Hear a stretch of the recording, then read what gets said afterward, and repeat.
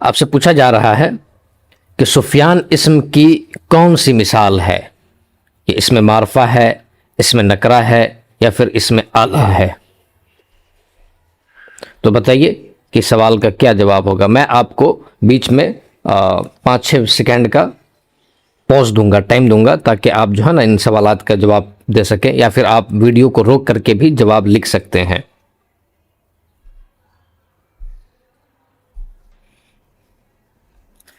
تو دیکھیے، آپ سے پوچھا جا رہا ہے کہ سفیان اسم کی کون سی مثال ہے، تو یہاں ایک ٹرم دیا ہوا ہے اسم معرفہ۔ تو سوال کا جواب دینے سے پہلے آپ کو پتہ ہونا چاہیے کہ اسم معرفہ کسے کہتے ہیں۔ اسم معرفہ کو ہی اسم خاص بھی بولتے ہیں، اور یہ خاص چیزوں کے نام اور خاص جگہوں کے نام کو اسم معرفہ آپ شارٹ میں کہہ سکتے ہیں، اور اسم معرفہ کو ہی انگلش میں پراپر ناؤن بولتے ہیں۔ اسم معرفہ کی اگزامپل میں اگر آپ لینا چاہیں تو جیسے کہ رحیم، ٹھیک ہے، کریم، اور اسی طریقے سے اگر آپ اور لینا چاہیں تو جیسے آپ کہہ لیں مکہ، ٹھیک ہے۔ تو کوئی بھی جو خاص چیز کو بتائے، کیونکہ رحیم کہنے سے ایک خاص بندے کا پتہ چلتا ہے، کریم کہنے سے بھی خاص بندے کا پتہ چلتا ہے، مکہ کہنے سے بھی ایک خاص شہر کا پتہ چلتا ہے۔ اسی طریقے سے اگر ہم ہند بولتے ہیں تو ایک خاص کنٹری کا پتہ چلتا ہے، یعنی کہ ہندوستان کو شارٹ میں ہند بھی بولتے ہیں۔ تو یہ یہی اسم خاص بولتے ہیں، یعنی کہ اسم معرفہ بولتے ہیں۔ اسم نکرہ کو جو ہے نا ہم کامن ناؤن بولتے ہیں۔ کیا بولتے ہیں؟ اسم نکرہ یعنی کہ کامن ناؤن۔ اور اسم نکرہ سے ہمیں خاص چیز کا علم نہیں ہوتا، اس سے ہمیں جنرل چیزوں کا علم ہوتا ہے، جس میں ہم کچھ زیادہ چیزوں کے بارے میں نہیں جان پاتے ہیں۔ جیسے کہ آپ کہتے ہیں شہر، تو شہر کہنے سے پتہ نہیں چلتا ہے کون سا شہر، کہاں کا شہر، ٹھیک ہے، کتنا بڑا شہر، کس علاقے کا شہر، کچھ بھی پتہ نہیں چلتا اس سے۔ اسی طریقے سے اگر آپ کہتے ہیں لڑکا، تو اس لڑکا کہنے سے بھی نہیں پتہ چلتا ہے کون سا لڑکا، کہاں کا لڑکا، کس طرح کا لڑکا، تو یہ اسم نکرہ کہلائے گا، جس سے ہمیں خاص چیز کا علم نہیں ہوگا۔ اب آخری ہے آپ کا آپشن میں اسم اعلیٰ۔ اسم اعلیٰ کا مطلب ہوتا ہے کسی اوزار یا پھر ہتھیار کا نام۔ کس کا نام؟ کسی اوزار کا نام، جسے انگلش میں آپ ٹول بولتے ہیں۔ تو اسم اعلیٰ ہتھیار کے نام کو اسم اعلیٰ بولتے ہیں، جیسے کہ چاقو، ٹھیک ہے، اسی طریقے سے نہرنی۔ تو اس طرح کی چیزیں اسم اعلیٰ کی کیٹیگری میں آتی ہیں۔ تو اب آپ اس سوال کا جواب دیجیے، امید ہے آپ کو ہر ایک چیز کلیئر ہو گیا ہوگا۔ تو پوچھ رہا ہے کہ سفیان اسم کی کون سی مثال ہے، تو یہ نہ تو اسم نکرہ ہے اور نہ ہی یہ اسم اعلیٰ ہے، بلکہ یہ اسم معرفہ ہے، لہٰذا ہمارا آپشن نمبر 1 درست جواب ہو جائے گا۔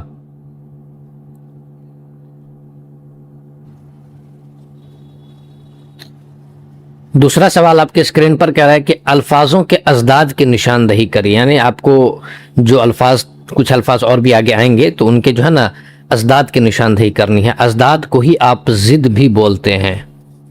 تو آپ سے پوچھ رہا ہے کہ اس نقصان کا ضد کیا ہوگا، گھاٹا ہوگا، فائدہ ہوگا، یا پھر سودا ہوگا؟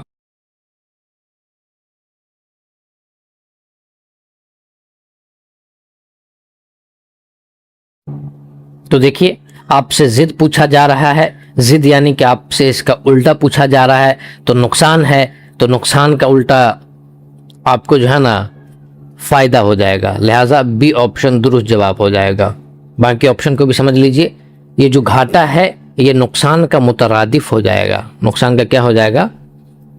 مترادف ہو جائے گا۔ مترادف یعنی ایسے الفاظ جن کا معنی ایک دوسرے سے ملتے جلتے ہوں، ایک جیسے ہوں، تو نقصان اور گھاٹا دونوں ایک ہی چیز ہے، ٹھیک ہے۔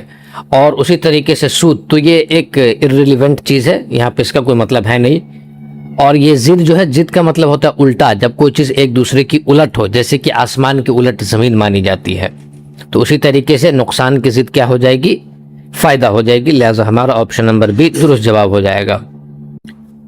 یہاں بھی آپ سے لفظوں کے ازداد ہی پوچھا جا رہا ہے، اور کہا جا رہا ہے کہ بتائیے اس لائق کا جو ہے نا ضد کیا ہوگا، نکارہ ہوگا، نالائق ہوگا، یا پھر کاہل ہوگا؟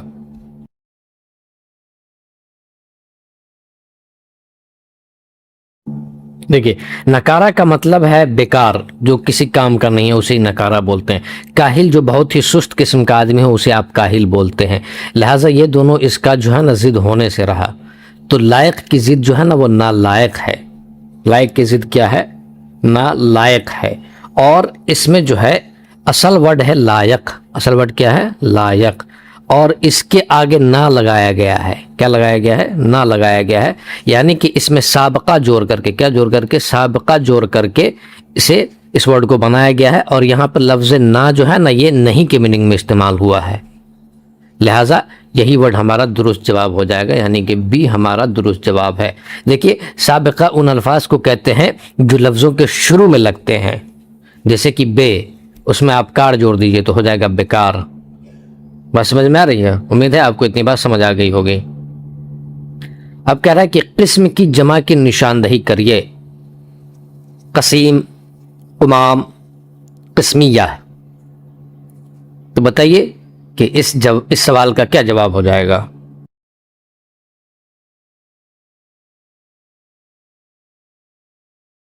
ना तो इसका ये दुरुस्त जवाब होगा, ना ही ये होगा, ना ही ये होगा, यानी कि इनमें से कोई भी दुरुस्त ऑप्शन नहीं है। लिहाजा ऑप्शन नंबर ई हमारा दुरुस्त जवाब हो जाएगा। ये हमसे किस्म की जमा पूछ रहा है, तो किस्म की जो दुरुस्त जमा होती है वो होती है अक़साम। क्या होती है? अक़साम। तो आप इस बात को ज़हन नशी कर लीजिएगा।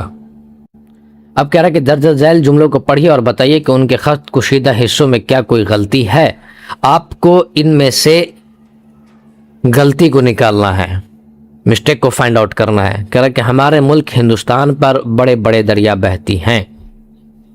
ये एक बहुत ही अच्छा सवाल है। इसका जवाब आप तभी दे सकते हैं जब आपको जो है ना कवायद के ऊपर पकड़ हो। अगर आपको कवायद के ऊपर पकड़ नहीं है तो बहुत ही मुश्किल है इस तरह के सवालात का जवाब देना। भले ही ये देख करके आपको लग सकता है कि ये तो बहुत ही इजी किस्म का सवाल है, this is very easy question, but जब आप एग्जाम में बैठते हैं तो कन्फ्यूज़न भी बहुत ज़बरदस्त लेवल का होता है। लिहाजा आप जो है ना कवायद पे अच्छा काम करिए अगर आप इस तरह के सवालात का जवाब देना चाहते हैं एग्ज़ाम में। तो देखिए, बात यह है कि इसका जो दुरुस्त जवाब है वो है हस्बे बाला में से एक से ज़ायद, यानी कि डी। आइए अब इसको हम समझते हैं। सबसे पहले कह रहा है कि हमारे मुल्क हिंदुस्तान पर, तो यहाँ पर जो लफ्ज़ पर इस्तेमाल हुआ है ये एज अ प्रीपोजिशन यूज़ हुआ है, हरफ जार के रूप में इस्तेमाल हुआ है, जो कि बिल्कुल गलत है। यहाँ पर की बजाय मैं का इस्तेमाल होना चाहिए था, यानी कि हमारे मुल्क हिंदुस्तान में। तो पहली गलती यहाँ हो गई। दूसरी गलती कह रहा है कि दरिया बहती हैं। तो देखिए, इसने कहा कि बहती है, ती है मतलब इसने एज अ मोनस के तौर पे इस्तेमाल किया है। किस तौर पे इस्तेमाल किया है? मोनस के तौर पे इस्तेमाल किया। लिहाजा ये भी गलत है, क्योंकि लफ्ज़ दरिया जो है वो उर्दू में मुज़क्कर है, ना कि मोनस। तो इस वजह से इसका जवाब होना चाहिए था कि दरिया बहते हैं, ना कि बहती हैं। और यहाँ पर आप कुछ चीज़ें और भी आप जान लीजिए कि कुछ वर्ड ऐसे हैं जो मोनस के तौर पे इस्तेमाल होते हैं, जैसे यहाँ पर जो दरिया है, ठीक है, और कुछ वर्ड होंगे जो मुज़क्कर के तौर पे इस्तेमाल होंगे। लेकिन यहाँ पर जो दरिया है इसने मोनस के तौर पे इस्तेमाल किया, जो कि गलत है। लफ्ज़ दरिया क्या है? मुज़क्कर है। लफ्ज़ दरिया क्या है? मुज़क्कर है। दरिया के अलावा जैसे कि लफ्ज़ पानी, तो लफ्ज़ पानी भी मुज़क्कर है। पानी के अलावा आप दही, तो ये सब जो अल्फाज हैं ये अल्फाज मुज़क्कर हैं। क्या हैं? मुज़क्कर हैं। तो इन्हें आप ज़हन नशी कर लीजिएगा, आपको उम्मीद है एग्ज़ाम में आसानी होगी इससे। तो ये इसका कोई ट्रिक नहीं है, ये आपको याद रखना पड़ेगा, ज़हन नशी करना पड़ेगा। लिहाजा ये जो क्वेश्चन है आपका कि पांचवा जो क्वेश्चन है कि जुमले में क्या गलती है, तो इसका ऑप्शन नंबर डी दुरुस्त है, क्योंकि इसमें भी गड़बड़ी है और इसमें भी गड़बड़ी है। लिहाजा हस्बे बाला में से एक से ज़ायद दुरुस्त जवाब है। अब कह रहे हैं कि दर्ज झैल जुमलों को पढ़िए और बताइए कि उनके ख़त कुशीदा हिस्सों में क्या कोई गलती है। यहाँ भी आपको वही चीज़ पूछा जा रहा है कि हिंदुस्तान हमेशा जुल्म व तशद्दुद के ख़िलाफ़ रही है। हस्बे बाला में से एक से ज़ायद, हस्बे बाला में से कोई नहीं।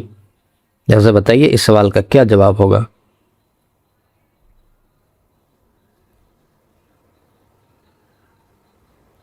तो देखिए, हिंदुस्तान हमेशा, ये बात दुरुस्त है। जुल्म व तशद्दुद के, ये भी दुरुस्त है। इस दोनों में कोई गड़बड़ी नहीं है। अब कह रहा है कि खिलाफ रही है, तो इसमें गड़बड़ी है। लिहाजा हमारा जो आंसर है वो आंसर सी हो जाएगा। देखिए, बात यह है कि हिंदुस्तान, यहाँ जो वर्ड इस्तेमाल हुआ है हिंदुस्तान, ہندوستان جو ہے وہ مذکر ہے. کیا ہے؟ یہ مذکر ہے. لہٰذا رہی ہے نہیں ہونا چاہیے بلکہ خلاف رہا ہے ہونا چاہیے تھا. اسی وجہ سے یہ غلط ہو جائے گا. عموماً ملکوں کے نام اور جگہوں کے نام مذکر استعمال کیے جاتے ہیں، لہٰذا ہندوستان بھی یہاں پر مذکر ہے. اس وجہ سے ہمارا آنسر آپشن نمبر سی ہو جائے گا. اب کہہ رہا ہے کہ درج ذیل فقروں کے لیے مناسب لفظ کی نشاندہی کیجیے. سونے کی رنگت والا، یہ آپ سے پوچھ رہا ہے کہ سونے کی رنگت والے کو شارٹ میں کیا بولتے ہیں؟ نقرئی بولتے ہیں، چمکیلا بولتے ہیں، یا پھر سنہرا بولتے ہیں؟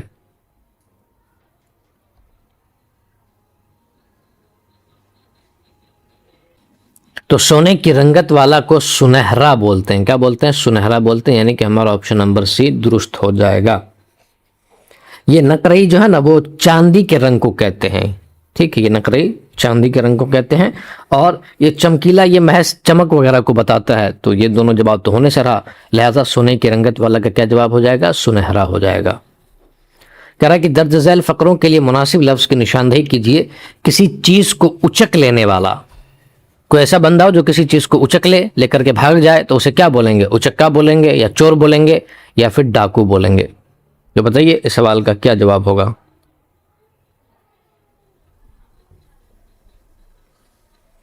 دیکھیے، آپ جب جواب دے رہے ہوں تو پہلے ویڈیو کو پاز کریے اور اپنا جواب لکھیے.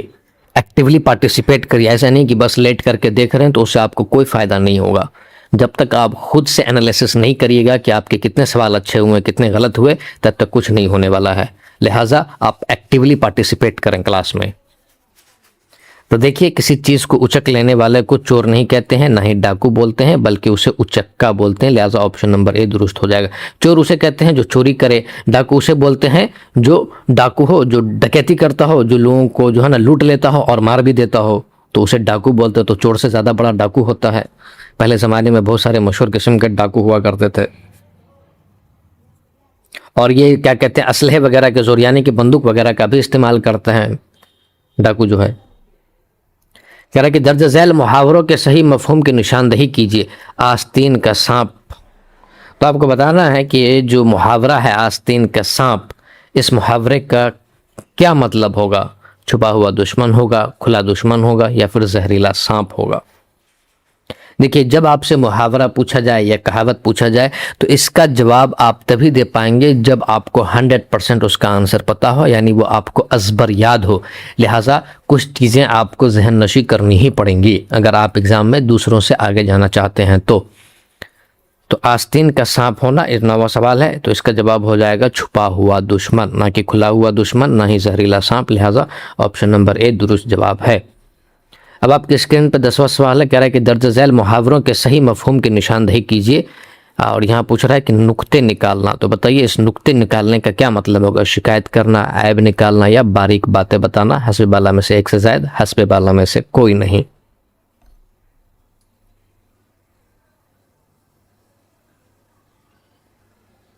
تو دیکھیے، نقطے نکالنا کا مطلب ہوتا ہے عیب نکالنا. کیا ہوتا ہے؟ عیب نکالنا. شکایت کرنا نہیں ہوتا ہے، نہ ہی باریک باتیں بتانا ہوتا ہے. تو ہمارا آپشن نمبر بی درست جواب ہو جائے گا. اسی کو آپ نقطہ چینی کرنا بھی بولتے ہیں یا پھر نقطے نکالنا بھی کہتے ہیں. اس کا مطلب ہوتا ہے خواہ مخواہ کی جو ہے نا خامیاں اور عیب تلاش کرنا. اسے ہی آپ تنقید برائے تنقید بھی کہہ سکتے ہیں کہ جب آپ کے اندر جو ہے نا دقت نہ ہو پھر بھی سامنے والا بندہ آپ کے اندر جو ہے نا پرابلمس نکال رہا ہو تو اسے بولتے ہیں کہ کتنا نقطے نکالتے ہو بھائی تم. اب کہہ رہا ہے کہ درج ذیل محاوروں کے صحیح مفہوم کی نشاندہی کریے. کہہ رہا ہے کہ اپنے پاؤں میں آپ کلہاڑی مارنا، یعنی اپنے پاؤں پر خود سے کلہاڑی مار لینا، آپ یہ بھی کہہ سکتے ہیں. تو اپنے پاؤں میں آپ کلہاڑی مارنا، اس کا آپ کو مفہوم بتانا ہے. کیا مطلب ہوگا؟ خود ہی اپنا نقصان کر لینا، دشمنوں کا ساتھ دینا، دوستوں سے دھوکہ کھانا. دیکھیے، میں یہاں ایک چیز آپ کو بتا دوں کہ محاورہ میں کبھی بھی لفظی معنی نہیں لیا جاتا ہے، وہ اس کا مجازی معنی لیا جاتا ہے، یعنی لفظی معنی سے ہٹ کر کے معنی لیا جاتا ہے. یعنی یہ جو کہہ رہا ہے کہ اپنے پاؤں پر کلہاڑی مار لینا، تو اس کا یہ مطلب نہیں ہوا کہ واقعی میں بندہ اپنے پاؤں پہ خود سے کلہاڑی لے کر کے مار لے گا. It doesn't mean that. ٹھیک ہے، آپ کو یہاں پہ اس کا مجازی معنی بتانا ہوتا ہے. تو اس کا مطلب ہوتا ہے خود ہی اپنا نقصان کر لینا. لہٰذا آپشن نمبر اے درست ہوگا، نہ کہ دشمنوں کا ساتھ دینا، نہ ہی دوستوں سے دھوکہ کھانا. کوئی اپنے پاؤں پہ کلہاڑی کیوں مارے گا؟ کلہاڑی اگر کوئی مارتا ہے تو اس کا مطلب ہے کہ وہ اپنا نقصان کر رہا ہے، لہٰذا یہ مجازی معنی ہوا۔ تو محاوروں میں مجازی معنی آتے ہیں، اس چیز کو آپ ذہن نشی کر لیجئے۔ اب کہہ رہے ہیں کہ صحیح جواب کی نشاندہی کرنی ہے آپ کو۔ پٹنہ خوبصورت شہر ہے ایک، پٹنہ شہر ہے ایک خوبصورت، پٹنہ ایک خوبصورت شہر ہے، ایک شہر ہے پٹنہ خوبصورت۔ اس سوال کا جواب دیجئے، بہت ہی آسان سا سوال ہے۔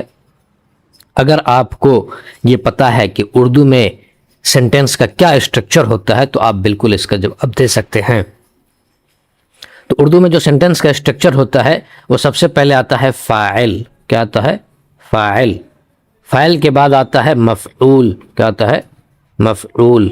اور مفعول کے بعد لاسٹ میں آپ کا آتا ہے فعل۔ تو اگر آپ کو یہ سیریل لائن یاد ہے تو آپ جواب دے سکتے ہیں۔ سب سے پہلے آپ کو فاعل لانا ہے، تو پٹنہ تو فاعل ہوا، اور لاسٹ میں آپ کو فعل لانا ہے کوئی، یہاں لاسٹ میں ہے نہیں ہے، لہٰذا یہ آپشن غلط ہو جائے گا۔ پھر کہہ رہا ہے کہ پٹنہ ایک خوبصورت شہر ہے، تو اس سینٹنس کو دیکھیے، یہاں پٹنہ ہمارا فاعل ہے، ٹھیک ہے، اور لاسٹ میں ہم کو فعل بھی مل رہا ہے۔ خوبصورت جو ہے نا ایز اے صفت استعمال کیا گیا ہے یہاں پہ، لہٰذا ہمارا آپشن نمبر بی درست جواب ہے۔ یعنی کہ پٹنہ ایک خوبصورت شہر ہے، یہ پیٹرن کو فالو کر رہا ہے، اور ایک شہر ہے پٹنہ خوبصورت، تو یہ بھی غلط ہے اور یہ بھی غلط ہے، لہٰذا بی آپشن درست ہو جائے گا۔ اس سوال میں آپ کو یہ چیک کیا جا رہا تھا کہ آپ کو کیا واقعی میں اردو گرامر کا، اردو قواعد کا اور اردو سینٹنس کا جو اسٹرکچر ہوتا ہے اس کے کیا اصول ہیں وہ آپ کو پتہ ہے کہ نہیں پتہ ہے، بس یہ جاننے کی ایگزامنر نے کوشش کی ہے اس سوال میں۔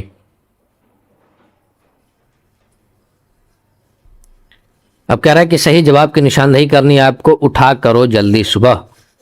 آپشن اس طریقے سے ہیں، جلدی صبح اٹھا کرو صبح جلدی اٹھا کرو۔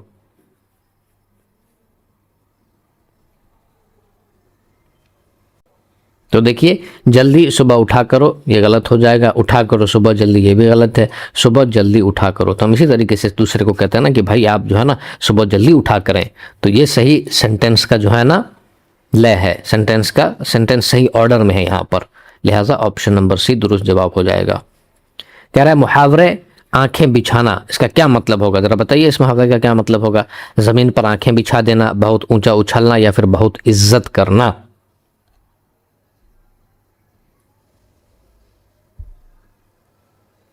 تو آنکھیں بچھانے کا مطلب نہ تو بہت اونچا اچھلنا ہوتا ہے، نہ ہی بہت عزت کرنا ہوتا ہے، ایک منٹ، نہ ہی زمین پر آنکھیں بچھا دینا ہوتا ہے بلکہ بہت عزت کرنا ہوتا ہے۔ تو ہم نے اس سے پہلے بھی کہا کہ محاورے میں اس کا لفظی معنی نہیں آتا ہے، وہ مجازی معنی آتا ہے۔ کون سا معنی آتے ہیں؟ مجازی معنی آتے ہیں۔ تو یہ جو ہے نا زمین پر آنکھیں بچھا دینا، آنکھیں بچھانے کا جو ہے نا لفظی معنی ہو جا رہا ہے، لہٰذا یہ بالکل ہی غلط ہوگا۔ ہمارا صحیح آپشن نمبر سی ہو جائے گا کہ آنکھیں بچھانے کا مطلب جو ہے نا وہ بہت عزت کرنا ہوتا ہے۔ کہہ رہے محاورہ باغ ہونا، اس کا مطلب بتانا ہے آپ کو، باغ گھومنا، بار بار گھومنا، ہر باغ گھومنا، یا پھر حسب بالا میں سے ایک سے زائد، یا حسب بالا میں سے کوئی نہیں۔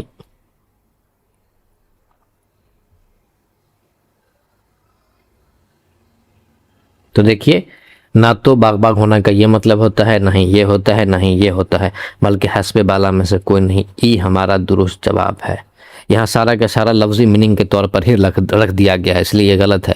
باغ ہونا کا مطلب ہوتا ہے بہت زیادہ خوش ہونا۔ کیا میننگ ہوتا ہے؟ بہت زیادہ خوش ہونا۔ جیسے ہم کہتے ہیں کہ وہ یہ خبر سن کر باغ ہو گیا کہ اسے ایگزام میں 100 میں سے 99 مارکس آ گئے۔ تو اس طریقے سے باغ ہونا ایک محاورہ ہے اور اس کا مطلب ہوتا ہے بہت زیادہ خوش ہونا۔ کہہ رہے صبح کا منظر بہت خوبصورت ہوتا ہے، خوبصورت کے متضاد کی نشاندہی کریے۔ یہاں پر لفظ خوبصورت ہے، آپ کو اس کا متضاد یعنی کہ ضد بتانا ہے۔ کہہ رہے اچھا دن یا پھر بدصورت۔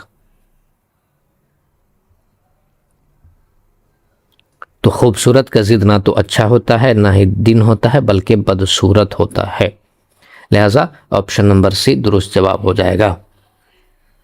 اب کہہ رہا ہے کہ مندرجہ ذیل الفاظ کے لیے مترادف لکھیے۔ آپ کو صحیح مترادف کی نشاندہی کرنی ہے۔ آپ کو بتانا ہے کہ لفظ آفتاب، اس آفتاب کا مترادف کیا ہے۔ مترادف کا مطلب ہوتا ہے ایسے الفاظ جو معنی میں ایک دوسرے سے ملتے جلتے ہوں، اسے ہی انگلش میں آپ سینونیمز بھی بولتے ہیں۔ تو آپ کو بتانا ہے کہ آفتاب کا مترادف کیا ہوگا، تارے، آسمان، زمین، قمر، چاند، ہلال، شمس، خورشید یا پھر سورج، حسب بالا میں سے ایک سے زائد یا حسب بالا میں سے کوئی نہیں۔ تو سب سے پہلے اس کا مترادف نکالنے کے لیے آپ کو یہ پتا ہونا چاہیے کہ آفتاب لفظ کا میننگ کیا ہوتا ہے۔ تو آفتاب کا مطلب ہوتا ہے سورج، جیسے قرآن میں ہے والشمس وضحاہا، آفتاب کی روشنی کی قسم۔ اردو مترجمین نے اس طریقے سے بھی ترجمہ کیا ہے، یعنی کہ سورج کی روشنی کی قسم۔ تو اگر آپ کو وہاں سے پتا ہے تو آپ وہاں سے بھی ایڈ کر سکتے ہیں، جوڑ سکتے ہیں۔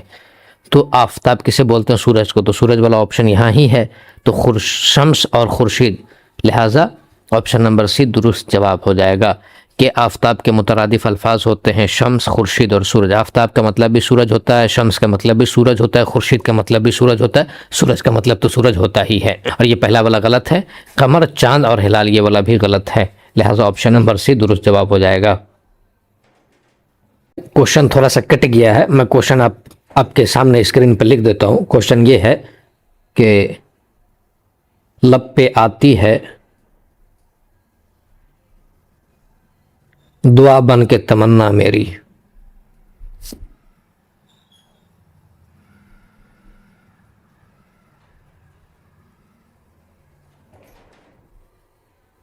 زندگی شمع کی صورت ہو،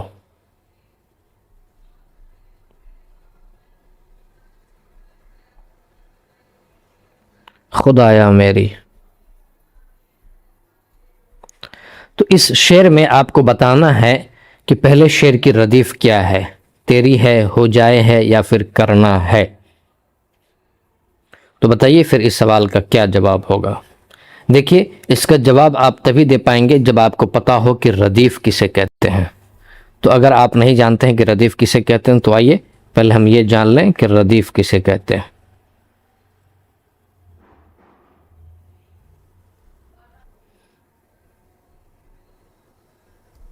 دیکھیے شعر کے آخر میں کوئی لفظ ایسا ہو جو بار بار دہرایا جائے تو اسے ہی ہم جو ہے نا ردیف بولتے ہیں۔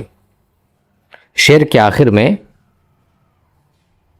شعر کے آخر میں بار بار یکساں الفاظ، بار بار آنے والے یکساں الفاظ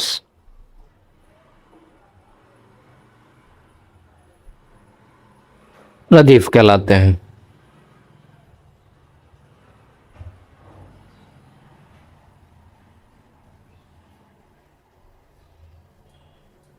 تو وہ الفاظ جو شعر کے آخر میں ہو اور بار بار ریپیٹ کیا جائے تو اسے ہی ہم ردیف بولتے ہیں۔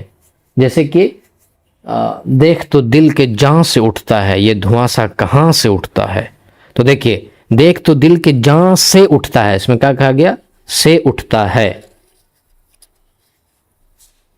دیکھ تو دل کے جان سے اٹھتا ہے، یہ دھواں سا کہاں سے اٹھتا ہے۔ تو بار بار سے اٹھتا ہے، سے اٹھتا ہے کی تکرار ہو رہی ہے، لہٰذا یہ ردیف ہو جائے گا۔ مجھے امید ہے کہ آپ کو یہ سمجھ میں آ گیا ہوگا کہ ردیف کسے کہتے ہیں۔ تو آئیے سوال کے اوپر لوٹتے ہیں۔ یہ سوال کہہ رہا ہے کہ اس بند میں آپ کو بتانا ہے کہ ردیف کون سی ہے۔ اس کو پھر سے پڑھی کر ہے کہ لب پہ آتی ہے دعا بن کے تمنا میری، زندگی شمع کی صورت ہو خدایا میری۔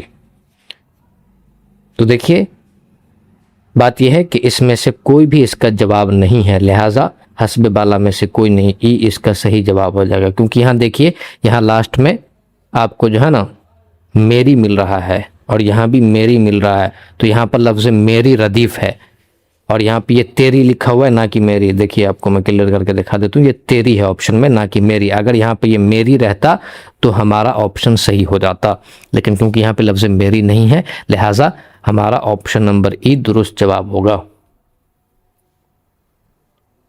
اب کہہ رہا ہے کہ لفظ دور کا متضاد بتائیے، متضاد یعنی کہ ضد بتائیے، یعنی کہ الٹا بتائیے، قریب، غریب یا پھر آسمان۔ تو غریب بھی نہیں ہوگا، نہ ہی آسمان ہوگا، بلکہ قریب ہو جائے گا، یعنی کہ آپشن نمبر اے درست جواب ہو جائے گا۔ اب کہہ رہا راشد نے خط لکھا، اس جملے میں کون سا لفظ واحد ہے؟ واحد اسے کہتے ہیں جو ایک ہو، جو ایک چیز پہ دلالت کرے، کسی ایک چیز کو بتائے، اسے انگلش میں آپ سنگولر بھی بولتے ہیں، ہندی میں اسے ایک وچن بولا جاتا ہے۔ تو آپ کو بتانا ہے راشد خط یا پھر لکھا، اس میں سے کون سا ایسا لفظ ہے جو کہ واحد ہے؟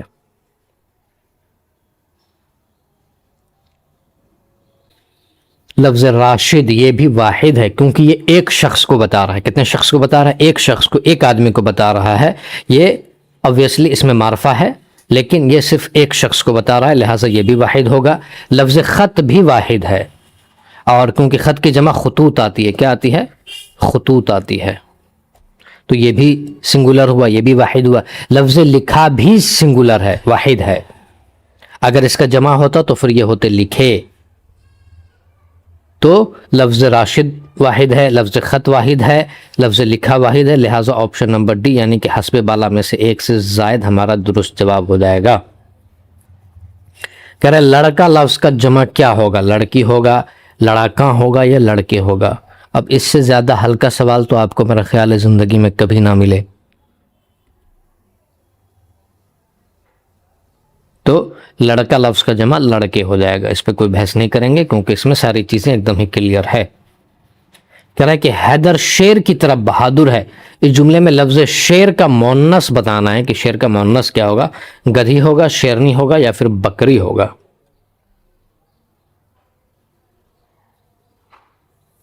تو گدھی نہیں ہوگا، نہ ہی بکری ہوگا، بلکہ شیرنی ہو جائے گا۔ یہ بھی بہت ہی آسان سا سوال ہے، اس کے تجزیہ کی اور ایکسپلینیشن کی کوئی ضرورت نہیں ہے۔ کہہ رہا ہے کہ لفظ بیوی کا مذکر آپ کو بتانا ہے، بہن ہوگا، بھائی ہوگا، یا پھر ماں ہوگا، یا حسب بالا میں سے ایک سے زائد اور حسب بالا میں سے کوئی نہیں۔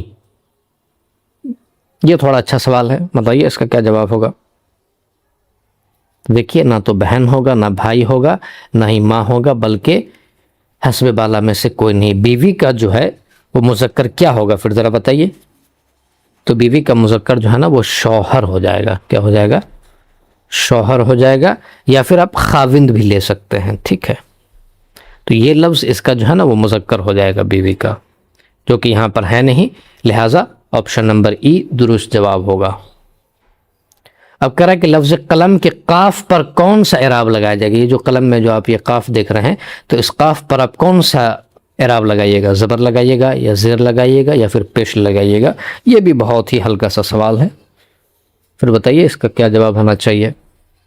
تو زیر تو نہیں لگائیں گے، اگر زیر لگائیں گے تو وہ قلم بن جائے گا، اگر ہم پیش لگائیں گے تو قلم بن جائے گا، اگر ہم زبر لگائیں گے تو قلم بن جائے گا، لہٰذا یہ آپشن درست جواب ہے۔ کہہ رہا ہے سوالیہ نشان کی کیا علامت ہے؟ انگلش میں اسے کوشچن مارک بولتے ہیں۔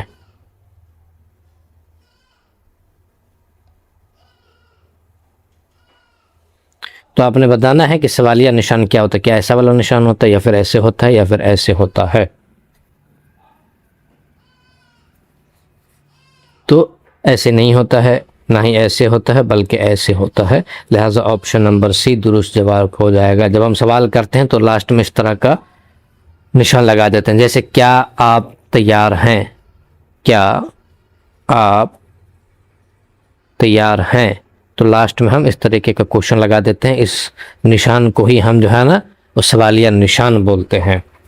آپ ایسا کریے کہ کمنٹ میں بتائیے کہ اس نشان کو کیا بولتے ہیں۔ یہ تو ویسے آپ کا ڈیش ہے جسے ختمہ بولتے ہیں، فل اسٹاپ بھی آپ بولتے ہیں انگلش میں، تو آپ کو یہ والا اے والے کے بارے میں کمنٹ میں بتانا ہے کہ وہ کیا ہوگا۔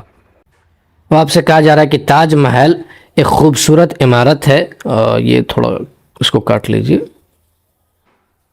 تو اس میں آپ کو جو ہے نا یہ بتانا ہے کہ تاج محل کیا ہے۔ اس میں آپ کو کیا بتانا ہے کہ تاج محل کیا ہے؟ تو ذرا بتائیے کہ تاج محل قواعد کے اعتبار سے کیا ہو جائے گا؟ یا یہ اس میں عام ہوگا، ضمیر ہوگا، یا پھر صفت ہوگا، یا حسب بالا میں سے ایک سے زائد اور حسب بالا میں سے کوئی نہیں؟ تو نہ تو یہ اس میں عام ہوگا، نہ ہی یہ ضمیر ہوگا، نہ ہی یہ صفت ہوگا، بلکہ یہ آپشن نمبر ای ہو جائے گا، یعنی کہ حسب بالا میں سے کوئی نہیں۔ دیکھیے تاج محل ایک خاص عمارت کا نام ہے، تاج محل کہنے سے ایک خاص عمارت اور بلڈنگ سمجھی جاتی ہے، لہٰذا یہ کیا ہے، اس میں معرفہ ہے۔ کیا ہے یہ؟ اس میں معرفہ ہے۔ تاج محل کیا ہو جائے گا؟ اس میں معرفہ ہو جائے گا، کیونکہ یہ خاص بلڈنگ کے نام کو بتا رہا ہے۔ اسی طریقے سے چار مینار، اسی طریقے سے دلی، اسی طریقے سے ممبئی، اسی طریقے سے بہار، تو یہ سارا کا سارا اس میں معرفہ کی کیٹیگری میں آ جائے گا، کیونکہ یہ خاص چیز کے نام کو بتا رہا ہے۔ تو تاج محل بھی ایک خاص چیز کا نام ہے، لہٰذا تاج محل کیا ہو جائے گا؟ اس میں معرفہ ہو جائے گا۔ اس میں ہم اسے کہتے ہیں جو عام ہو، جو خاص نہیں ہو، جیسے آپ کہتے ہیں شہر، تو یہ اس میں عام ہے۔ ضمیر جو اسم کی جگہ پر استعمال کیا جائے وہ ضمیر ہوتا ہے۔ صفت جو کسی اسم کی کوالٹی کو بتائے تو وہ صفت ہوتا ہے، کسی اسم کی اچھائی اور برائی کو بیان کرے تو وہ صفت ہوتا ہے، لہٰذا ہمارا صحیح جواب آپشن نمبر ای ہو جائے گا۔ کہہ رہا مبالغہ کی کیا تعریف ہے؟ آپ کو بتانا ہے کہ مبالغہ کسے کہتے ہیں؟ بڑھا چڑھا کر بیان کرنا، جھوٹ بولنا یا پھر سچ بولنا، حسب بالا میں سے ایک سے زائد، حسب بالا میں سے کوئی نہیں۔ تو جھوٹ بولنا نہیں ہوتا ہے، نہ ہی سچ بولنا ہوتا ہے، بلکہ بڑھا چڑھا کر بیان کرنا ہوتا ہے۔ جیسے کہتے ہیں نا اس نے مبالغہ آرائی کی حد کر دی، اس کا مطلب ہے کہ اس نے چیزیں اتنی زیادہ بڑھا چڑھا کر کے بیان کر دی کہ وہ تو حد ہی ساری پار کر دی۔ تو مبالغہ کرنے کا مطلب ہوتا ہے بڑھا چڑھا کر کے بیان کرنا۔ میں آپ کو بتا دوں کہ مبالغہ ایک صنعت بھی ہے، جیسے اس کی ایک ایگزامپل یہ ہے، گرمی سے مضطرب تھا زمانہ زمین پر، بھن جاتا تھا گرتا تھا جو دانہ زمین پر، بھن جاتا تھا جو دانہ گرتا تھا زمین پر۔ تو اب دیکھیے جتنی بھی گرمی ہو، چاہے کسی بھی لیول کی گرمی ہو، کیا یہ ممکن ہے کہ اگر کوئی دانہ زمین پر گرے تو وہ بھن جائے گا؟ یا پھر آپ کیا کہتے ہیں گرمی بہت زیادہ ہو تو آپ پانی کو اور چینی کو اور پتی کو ملا دیں اور رکھ دیں تو وہ چائے بن جائے گا؟ کہ یہ ممکن ہے؟ آبویسلی ممکن نہیں ہے، یہ مبالغہ ہے، اسے ہی مبالغہ کہتے ہیں، یعنی کسی چیز کو بڑھا چڑھا کر کے بیان کرنا، تو یہ کیا کہلائے گا؟ مبالغہ کہلائے گا، لہٰذا آپشن نمبر اے درست جواب ہو جائے گا۔ اب کہہ رہا ہے کہ معنی کے اعتبار سے اسم کی کتنی قسمیں ہیں؟ 2 ہے، 8 ہے یا پھر 4 ہے؟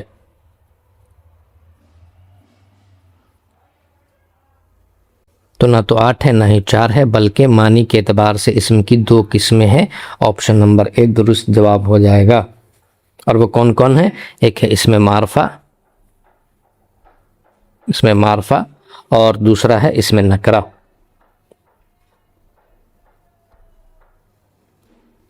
کہہ رہا ہے کہ ذیل میں اسم معرفہ کی نشاندہی کرنی ہے آپ کو، کتاب، پہاڑ اور گاؤں۔ دیکھیے اس میں قواعد کے بہت ہی بیسک سے سوالات کیے گئے ہیں، لیکن ان کا بھی آپ جواب تبھی دے سکتے ہیں جب آپ کو ان سوالوں کے جواب معلوم ہو۔ جب آپ کو معلوم نہیں ہوگا تو آپ جواب آبویسلی نہیں دے پائیں گے۔ تو ہر وہ شے آپ کے لیے آسان ہے جو آپ کو پتہ ہو، اور ہر وہ شے آپ کے لیے مشکل ہے جو آپ کو پتہ نہ ہو، بھلے وہ کتنا بھی آسان کیوں نہ ہو حقیقت میں۔ تو اس سوال کا جواب بتائیے، آپ کو بتانا ہے اس میں معرفہ کون سا ہے۔ تو دیکھیے نہ تو کتاب اس میں معرفہ ہے، نہ ہی پہاڑ، نہ ہی گاؤں، بلکہ حسب بالا میں سے کوئی نہیں صحیح جواب ہو جائے گا، یعنی کہ آپشن نمبر ای درست جواب ہے۔ اس میں معرفہ کہتے ہیں کسی بھی خاص چیز کو، کتاب کہنے سے کوئی خاص چیز کا پتہ چلتا ہے؟ نہیں پتہ چلتا۔ بھائی کون سی کتاب، کہاں کی کتاب، کس کی کتاب ہے، کس ٹاپک پہ لکھی گئی کتاب، کچھ نہیں پتہ چلتا، کتنی قیمت کی کتاب۔ اسی طریقے سے پہاڑ، بھائی کس علاقے کا پہاڑ، کس ملک کا پہاڑ، کہاں کا پہاڑ، کتنا لمبا چوڑا پہاڑ، کچھ نہیں پتہ چلتا۔ گاؤں، بھائی کون سا گاؤں، کس ملک کا گاؤں، ٹھیک ہے، تو کچھ بھی پتہ نہیں چلتا۔ یہ سارے کے سارے اس میں نکرہ کے اگزامپل ہیں، کس کے ہیں؟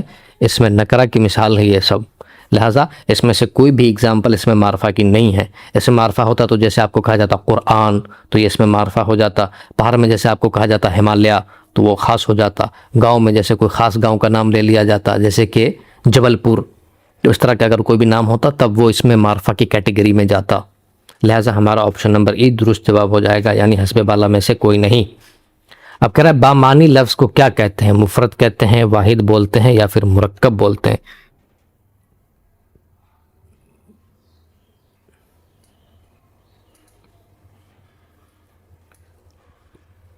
تو بامعنی لفظ کو نہ تو مفرد بولتے ہیں، نہ ہی واحد بولتے ہیں، نہ ہی مرکب بولتے ہیں، حسب بالا میں سے کوئی نہیں درست جواب ہو جائے گا۔ تو پھر آپ کمنٹ میں بتائیے گا کہ اس بامعنی لفظ کو کیا بولتے ہیں، کہاں بتانا ہے آپ کو؟ کمنٹ میں بتانا ہے، یہ میں آپ کے اوپر چھوڑ دیتا ہوں۔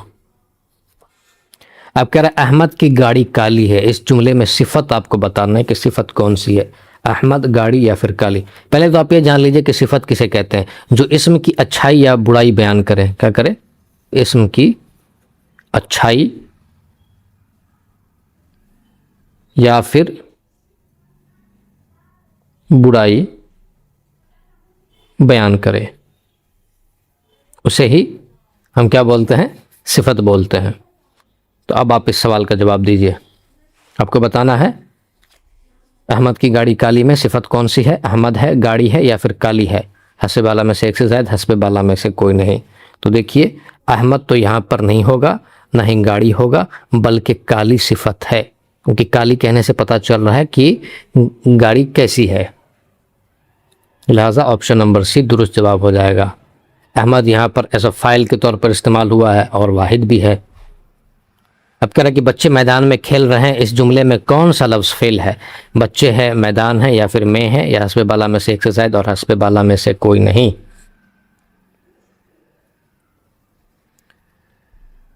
तो बच्चे तो इस्म हो जाएगा, मैदान भी इस्म हो जाएगा, और में जो है वो प्रीपोजिशन हो जाएगा, यानी कि हुरूफ जार हो जाएगा। लिहाजा हस्ब बाला में से कोई नहीं, यानी कि ई ऑप्शन दुरुस्त हो जाएगा। तो देखिए यहाँ पर जो है फिर आप ये सवाल करेंगे कि यहाँ पे फेल कौन सा है। तो ये जो आप देख रहे हैं खेल रहे हैं, तो ये खेल रहे हैं आपका फेल हो जाएगा। खेल भी फेल है, रहे हैं भी फेल है, ठीक है। तो पूरा ओवरऑल आप यूँ कह लें कि खेल रहे हैं फेल है, जो कि यहाँ पे ऑप्शन में नहीं दिया गया, लिहाजा ऑप्शन नंबर ई दुरुस्त जवाब हो जाएगा। अब कह रहे कदीम की ज़िद क्या है, जदीद है, पुरानी है या फिर क़ुदमा है।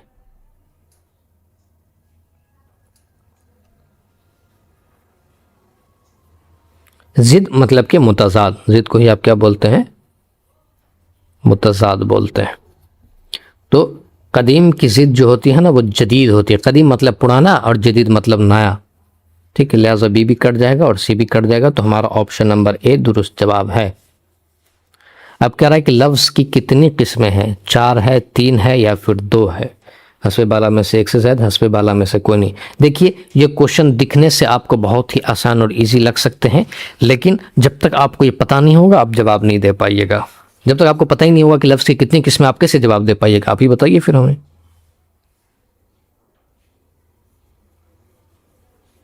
तो देखिए लफ्ज़ की ना तो 4 किस्में हैं, ना ही 3, बल्कि लफ्ज़ की 2 किस्में हैं। लफ्ज़ की कितनी किस्में हैं, 2 किस्में हैं।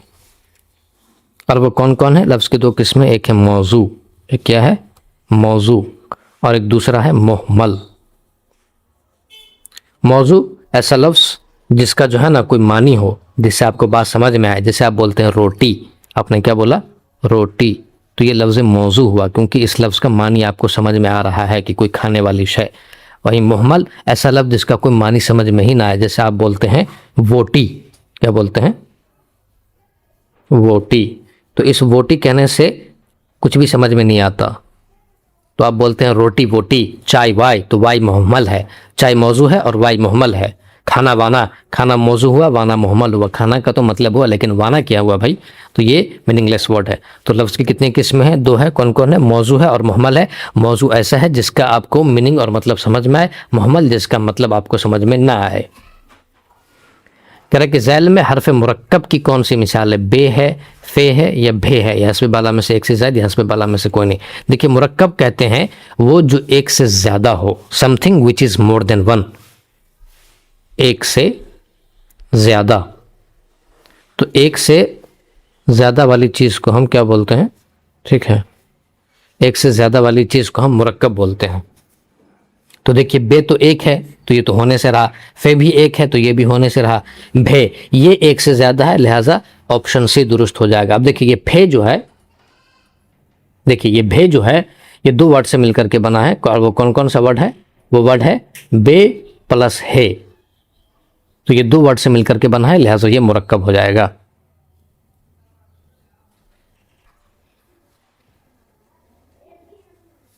अब ये कह रहा है कि ज़ैल,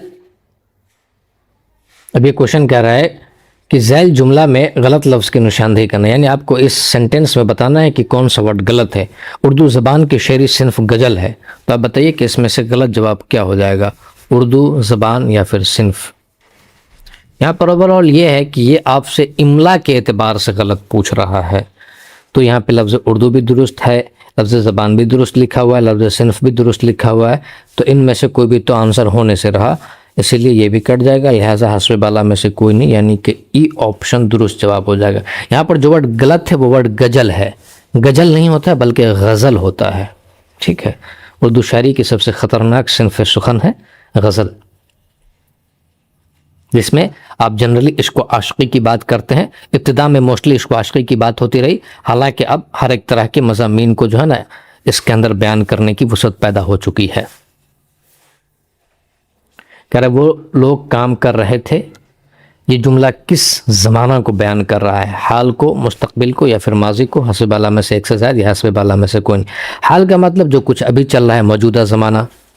ٹھیک ہے, موجودہ زمانہ تو اسے ہی آپ حال بولتے ہیں.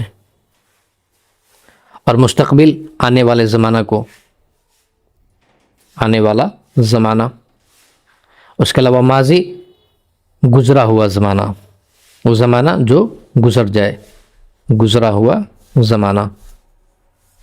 تو آپ نے بتانا ہے کہ وہ لوگ کام کر رہے تھے, تو لفظ تھے جو ہے نا وہ ماضی کو انڈیکیٹ کرتا ہے. کس کو انڈیکیٹ کرتا ہے؟ ماضی کو, جسے انگلش میں آپ پاسٹ بولتے ہیں. وہ جو گزر چکا ہے اسے ہی آپ پاسٹ بولتے ہیں, تو یہ ماضی کو بتا رہا ہے, لہٰذا ماضی ہمارا درست جواب ہو جائے گا, یعنی کہ آپشن نمبر سی ہمارا درست جواب ہے. ذیل میں شعر کی جمع کیا ہوگی؟ یعنی آپ کو بتانا ہے کہ لفظ شعر کی جمع کیا ہوگی. اشعار ہوگی, شعراء ہوگی, یا پھر شاعر ہوگی. حسب والا میں سے ایک سے زائد یا پھر کوئی نہیں. تو لفظ شعر کی جمع جو ہے وہ اشعار آتی ہے, تو آپشن نمبر اے درست جواب ہو جائے گا. لفظ شاعر کی جمع جو ہے نا وہ شعراء آتی ہے. یہ جو آپ شعراء دیکھ رہے ہیں یہ لفظ شاعر کی جمع ہے, لہذا آپشن نمبر اے درست جواب ہے. This is your second last question. کہہ رہا ہے کہ دوست کا مترادف بتانا. مترادف کہتے ہیں وہ الفاظ جو معنی میں ایک دوسرے سے ملتے جلتے ہوں. دشمن, بھائی, یا پھر رفیق. تو دیکھیے دشمن بھی جواب نہیں ہوگا, نہ ہی بھائی ہوگا, بلکہ رفیق اس سوال کا درست جواب ہو جائے گا, کیونکہ رفیق کے معنی بھی دوست کے ہی آتے ہیں, اور ایون جلیس اس ورڈ کے معنی بھی دوست کے ہی آتے ہیں. تو دوست کا مترادف رفیق بھی ہو جائے گا اور جلیس بھی ہو جائے گا, تو آپشن نمبر سی درست جواب ہو جائے گا. کہہ رہا ہے this is your last question on your screen. آگ بگولا ہونا کا کیا مطلب ہے؟ آگ لگ جانا, بہت خفا ہونا, یا پھر بھوک لگنا. ہم نے اسے پہلے بھی بتایا تھا, یہ محاورہ ہے. بائی دا وے پہلی بات تو آپ یہ جان لیجئے کہ یہ کیا ہے, یہ محاورہ ہے. اب آپ یہ کیسے جانیں گا کہ یہ محاورہ ہے؟ تو دیکھیے محاورہ کے لاسٹ میں لفظ نا ہوتا ہے. یہ جو آپ نا دیکھ رہے ہیں نا, یہ نا انڈیکیٹ کرتا ہے, یہ بتاتا ہے کہ یہ محاورہ ہے.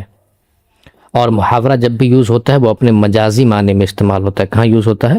مجازی معنی میں استعمال ہوتا ہے, کبھی بھی اپنے لفظی یا حقیقی معنی میں استعمال نہیں ہوتا ہے. اگر آپ کو یہ چیزیں ذہن نشی ہو گئی ہو تو آپ آسانی سے اس کا جواب دے دیں گے. تو پھر بتائیے کہ آگ بگولا ہونا کا کیا مطلب ہوگا؟ آگ لگ جانا, تو یہ تو میننگ ہوگا ہی نہیں. ٹھیک ہے, بھوک لگنا, تو یہ بھی میننگ نہیں ہوگا.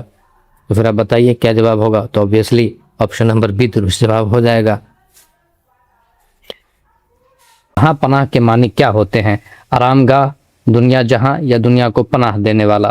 حسب بالا میں سے ایک سے زائد یا پھر حسب بالا میں سے کوئی نہیں.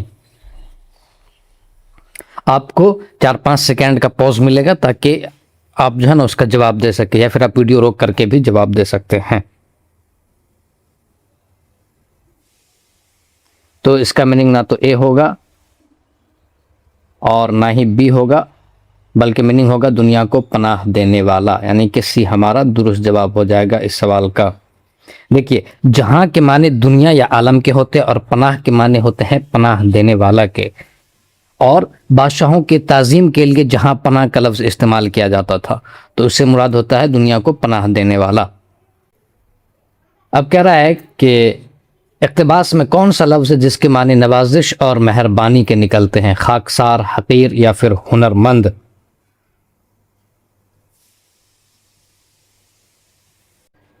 نوازش یا مہربانی, خاکسار کا نہ تو میننگ ہوتا ہے, نہ ہی حقیر کا, نہ ہی ہنرمند کا, یعنی کہ آپشن نمبر ای ہمارا درست جواب ہو جائے گا. لفظ جو ہے وہ عنایت, اس عنایت کے معنی نوازش اور مہربانی کے ہوتے ہیں. یہ جو خاکسار ہے, خاکسار کے معنی عاجز کے ہوتے ہیں. خاکسار کے معنی, ایک منٹ, اس خاکسار کے معنی عاجز کے ہوتے ہیں، اور یہ حقیر جو ہے وہ معمولی یا کمتر چیز کے لیے بولا جاتا ہے، معمولی چیز کے لیے بولا جائے گا۔ اور یہ جو ہنرمند ہے تو کوئی بندہ جس کے اندر صلاحیت ہو، کوئی لیاقت ہو، تو اس کے لیے یہ ورڈ ہنرمند یوز ہوتا ہے۔ تو اس میں سے کوئی ایسا لفظ ہے ہی نہیں جس کا جو ہے نا نوازش یا مہربانی میننگ نکلے۔ ہم نے بتایا کہ نوازش اور مہربانی کا جو ہے نا وہ عنایت ہوتا ہے، لہٰذا ہمارا آپشن نمبر ای درست جواب ہو جائے گا۔ اب یہ کہہ رہا ہے کہ سر سید احمد خان ایک عظیم انسان تھے، اس جملے میں خط کشیدہ لفظ سر سید قواعد کی روح سے کہہ لیجیے۔ یہاں پہ آپ خط کھینچ لیجیے، یہ جو لفظ سر سید ہے اس کو بتانا ہے کہ لفظ یہ سر سید قواعد کی روح سے کیا ہے، یہ لقب ہے، خطاب ہے، یا پھر کنیت ہے، یا حسب بالا میں سے ایک سے زائد، یا پھر حسب بالا میں سے کوئی نہیں۔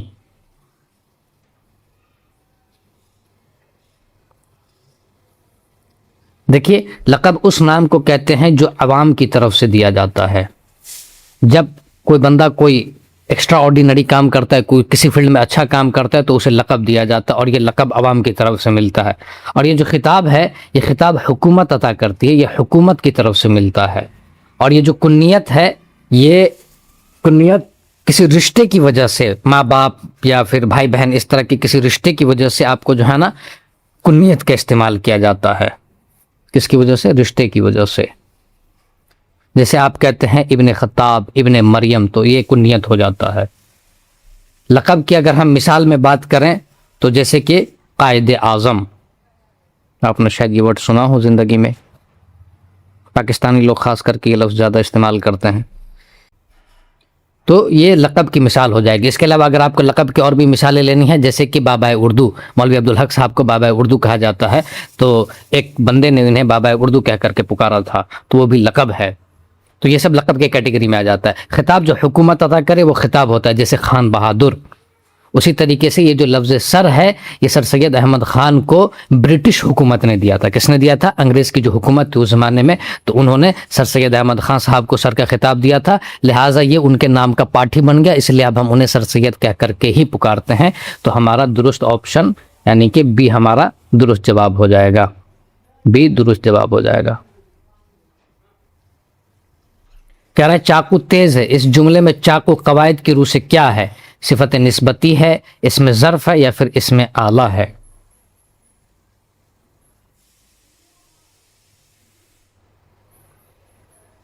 یہ صفت نسبتی جو ہے کسی جگہ یا شخص سے لگاؤ یا تعلق کو ظاہر کرتی ہے۔ کیا ظاہر کرے گی؟ یہ لگاؤ یا پھر تعلق کو ظاہر کرے گی، لگاؤ یا پھر تعلق، اس چیز کو یہ ظاہر کرے گی۔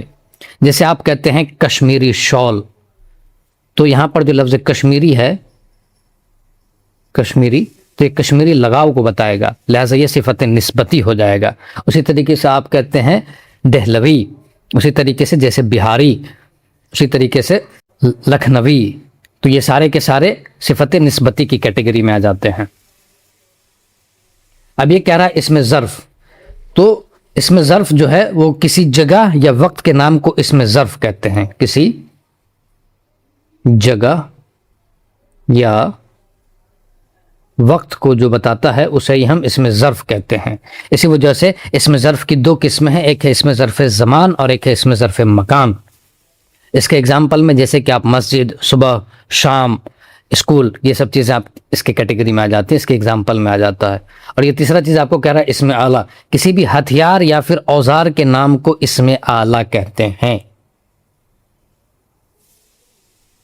ہتھیار جسے آپ انگلش میں ٹول بولتے ہیں، ہتھیار یا پھر اوزار کے نام کو اسم آلہ کہتے ہیں، جیسے کہ چاقو اور اینک، اس طرح کی چیزیں اسم آلہ کی کیٹیگری میں آ جاتی ہیں۔ تو آپ بتائیے اس سوال کا کیا جواب ہوگا؟ تو آپ کو چاقو پوچھ رہا ہے تو obviously چاقو اسم آلہ ہو جائے گا، نہ کہ اسم صفت اور نہ ہی اسم ظرف، لہٰذا آپشن نمبر سی درست جواب ہو جائے گا۔ ابھی کہہ رہا ہے مولانا الطاف حسین حالی ایک ممتاز شاعر تھے، اس جملے میں حالی قواعد کے روح سے کیا ہے؟ یہ جو حالی ہے یہ قواعد کے روح سے کیا ہے؟ یہ خطاب ہے، لقب ہے، یا پھر تخلص ہے، یا حسب بالا میں سے ایک سے زائد، یا حسب بالا میں سے کوئی نہیں؟ تو دیکھیے جیسا کہ ہم نے ابھی اس پچھلے والے کوشچن میں آپ کو بتایا کہ خطاب جو ہے یہ حکومت کی طرف سے آپ کو ملتا ہے، جیسے خان بہادر، جیسے کہ سر، جیسے علامہ اقبال صاحب کو بھی سر کا خطاب ملا تھا۔ لقب یہ عوام کی طرف سے ملتا ہے، اسی طریقے سے شمس العلماء بھی حکومت کی طرف سے ملتا ہے، جیسے حالی صاحب کو بھی شمس العلماء کا خطاب ملا ہے، شبلی نعمانی صاحب کو بھی ملا ہے، مولانا محمد حسین آزاد صاحب کو بھی شمس العلماء کا خطاب ملا ہے، تو وہ سب خطاب ہے، اور لقب جو عوام کی طرف سے دیا جاتا ہے وہ لقب کہلاتا ہے، جیسے کہ بلبل ہند، جیسے کہ ماسٹر بلاسٹر، تو یہ سب لقب کی کیٹیگری میں آ جائے گا۔ تخلص، شاعر کے قلمی نام کو، شاعر کے قلمی نام کو تخلص کہتے ہیں، شاعر کے قلمی نام کو کیا کہیں گے؟ تخلص کہیں گے۔ تو آپ بتائیے کہ اس میں حالی کس چیز کی مثال ہے؟ تو حالی نہ تو خطاب ہوگا نہ ہی لقب ہوگا، بلکہ حالی تخلص ہو جائے گا، لہذا سی آپشن درست ہے۔ حالی صاحب نے شروع میں اپنا تخلص جو ہے نا وہ خستہ کیا تھا، کیا کیا تھا؟ خستہ کیا تھا۔ یہ آپ اس فیکٹ کو یاد رکھیے گا، ہو سکتا ہے آپ سے ایگزام میں پوچھا جائے۔ تو حالی صاحب کے ایک استاد ہیں جن کا نام ہے مرزا غالب، تو حالی صاحب نے ان سے جو ہے نا، یہ شاعری کے استاد ہیں غالب صاحب حالی کے، تو مرزا غالب نے ہی حالی سے کہا تھا کہ تم جو ہے نا اپنا تخلص چینج کر لو اور اپنا تخلص حالی رکھ لو۔ انہوں نے مشورہ دیا تھا حالی تخلص رکھنے کا حالی صاحب کو، تو حالی صاحب نے اپنا تخلص خستہ چھوڑ کر کے حالی اختیار کر لیا۔ کن کے کہنے پر کیا؟ تو غالب صاحب کے کہنے پر کیا۔ اب یہ کہہ رہا ہے یہ کرسی وہ کتاب، ان جملوں میں یہ اور وہ قواعد کی روح سے کیا ہے؟ ضمیر اشارہ ہے یا پھر ضمیر موصولہ ہے یا پھر ضمیر متکلم ہے؟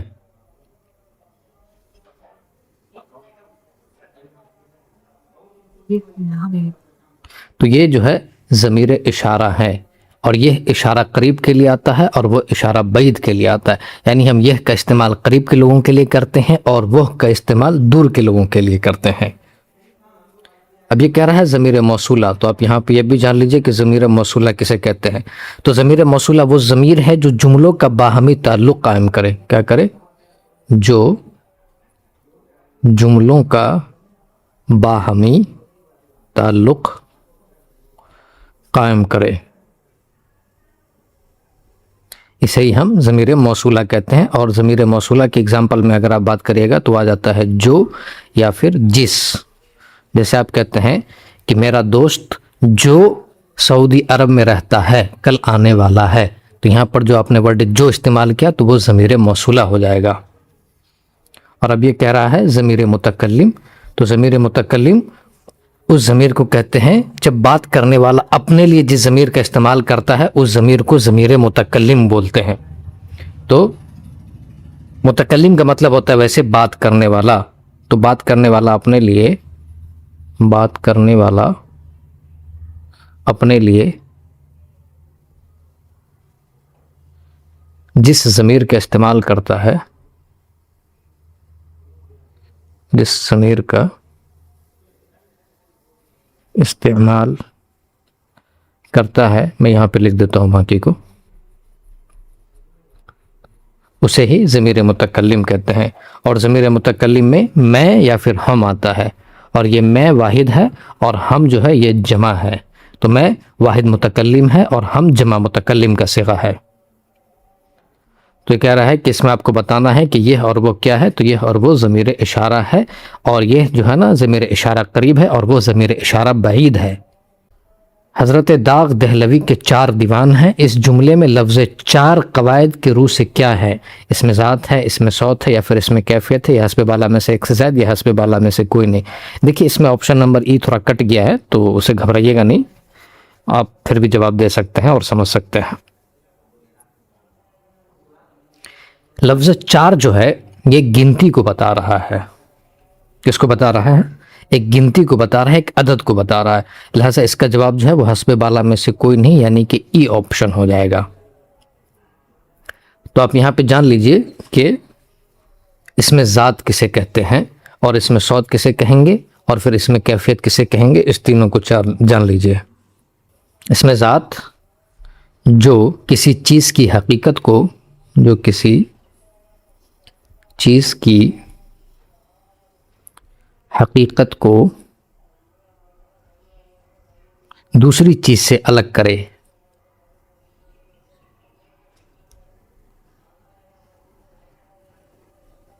تو اسے ہی آپ اس میں ذات کہہ لیتے ہیں۔ اب یہ کہہ رہے ہیں اس میں صوت، تو لفظ صوت کے معنی آتے ہیں آواز کے، تو اس میں صوت جو ہے نا وہ آواز کا نام ہے، کس کا نام ہے؟ آواز کا نام ہے اس میں صوت۔ جیسے آپ بولتے ہیں ٹپ ٹپ یا پھر میاؤ میاؤ، تو یہ سب اس میں صوت کی کیٹیگری میں آتے ہیں، اس کے اگزامپل میں آتے ہیں۔ اب یہ کہہ رہا ہے اس میں کیفیت، اس میں کیفیت کیا ہے؟ جو کسی حالت کو ظاہر کرتے ہیں، جو کسی حالت کو ظاہر کرتے ہیں۔ دیکھیے اسم کی کیٹیگری میں کیفیت بھی آتا ہے، اور اس میں کیفیت کو آپ جو ہے ایبسٹریکٹ ناؤن کہہ سکتے ہیں۔ یہ ایک ایسا اسم ہوتا ہے جسے آپ دیکھیے چھو نہیں سکتے ہیں، you can not see or touch it but you can feel it, جسے آپ بولتے ہیں روشنی، اسی طریقے سے آپ بولتے ہیں اندھیرا، اسی طریقے سے بچپنا، تو یہ سارے اس میں کیفیت کے کیٹیگری میں آ جاتے ہیں۔ تو یہ جو کہہ رہا ہے کہ اس جملے میں لفظ چار قواعد کے روح سے کیا ہے، تو اس کا جواب آپشن نمبر ای ہو جائے گا۔ یہاں پر جو لفظ چار ہے وہ قواعد کے روح سے صفت عددی ہو جائے گا۔ کیا ہو جائے گا؟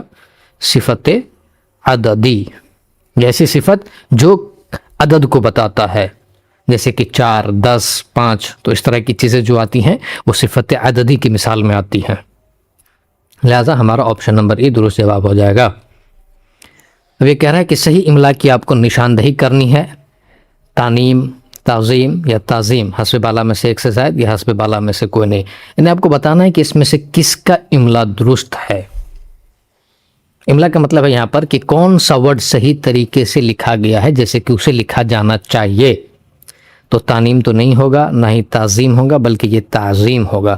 یہ چیز آپ کو تبھی پتہ چلے گا جب آپ کو جو ہے نا اردو زبان اور ادب پہ پکڑ ہوگی، جب آپ کو پتہ ہو کہ ورڈز کو کیسے لکھتے ہیں۔ اگر آپ کو اس چیز کی تمیز نہیں ہے تو آپ یقین جانیے کہ آپ اس سوالات کے جواب نہیں دے سکتے ہیں۔ تو آپ اپنا جو ہے نا اردو مطالعہ مضبوط کریے، ورڈ کو صحیح سے دیکھ کر کے پڑھیے، تو انشاءاللہ اس سے آپ کی یہ تکلیف دور ہو جائے گی اور آپ اس طرح کے سوالات کو آسانی سے ڈیل کر پائیں گے۔ یہاں بھی آپ کو صحیح املا کی نشاندہی کرنے کے لیے کہا جا رہا ہے، مرضی، مرضی یا پھر مرضی۔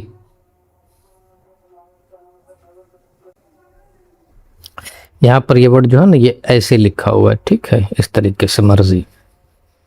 تو آپ نے بتانا ہے کہ اس میں سے کون سا ورڈ ہے جو املا کے اعتبار سے صحیح لکھا گیا ہے۔ تو اگر ہم اس سوال کو دیکھیں تو املا کے اعتبار سے یہ لفظ مرضی درست ہے، یہ بھی غلط ہے اور یہ بھی غلط ہے، یعنی کہ آپشن نمبر سی درست جواب ہے۔ جیسا کہ میں نے کہا اس طرح کے سوالات کو ڈیل کرنے کے لیے آپ کو اردو زبان پر پکڑ ہونی ضروری ہے۔ کہہ رہے درجہ ذیل جملوں میں سے کس خط کشیدہ حصے میں غلطی ہے؟ لیجیے آپ اسے خط کشیدہ کر لیجیے۔ اب آپ کو اس کی غلطی بتانی ہے کہ تمام مسائلات میں غذا کا مسئلہ سب سے اہم ہے۔ تو اس سوال میں آپ کو ایرر فائنڈ آؤٹ کرنا ہے، غذا کا مسئلہ غلط ہے یا سب سے اہم غلط ہے۔ تو اس میں سے کون سا غلط ہے آپ بتائیے۔ اس میں کوشچن میں تھوڑی سی گڑبڑی ہو گئی ہے، میں اسے ٹھیک کر دیتا ہوں، ایک منٹ۔ اس کا آپشن نمبر اے بھی اسی طریقے سے ہو جائے گا، تمام مسائلات میں۔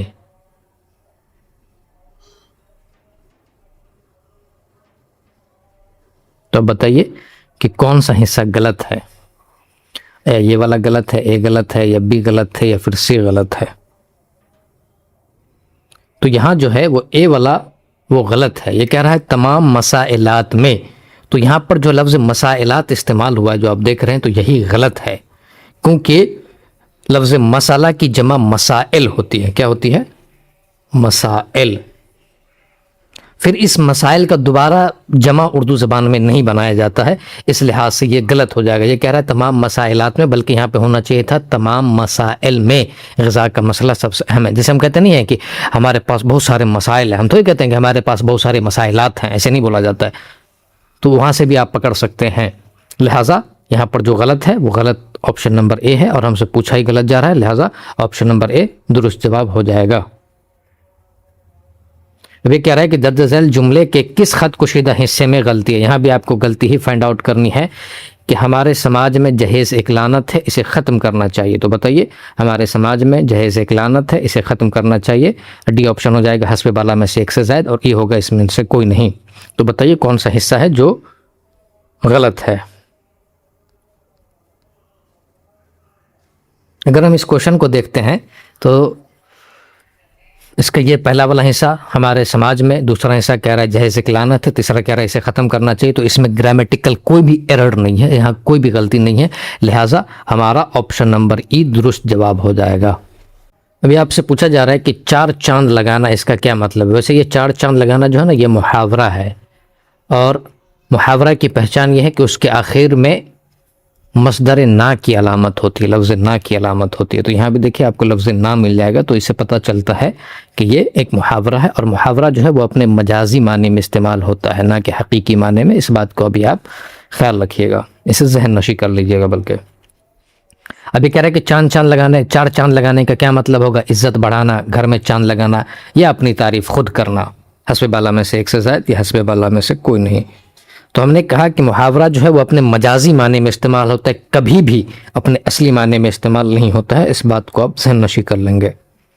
तो 4 चांद लगाने का मतलब होता है इज़्ज़त बढ़ाना, ना कि घर में चांद लगाना या अपनी तारीफ़ खुद करना। लिहाजा ऑप्शन नंबर ए दुरुस्त जवाब है। देखिए मुहावरा वगैरह के जवाब आप तभी दे पाएंगे जब आपको इसका इल्म होगा। लिहाजा आपको कुछ मुहावरा याद कर लेना चाहिए, ताकि अगर वो एग्ज़ाम में आए तो आप उसका जवाब दे सके आसानी के साथ। यानी कि आपको इस पर प्रैक्टिस करना पड़ेगा, उसे बार बार जहन नशी करना पड़ेगा, बार बार देखना पड़ेगा। अब एक 13वां नंबर क्वेश्चन है, 13 क्वेश्चन है। ये कह रहा है कि अपना सा मुँह लेकर रह जाना, ज़रबुल मसल की जो है ना मफ़हूम की निशानदही करना है। शर्मिंदगी उठाना, गुस्सा होना, या फिर नाराज होना।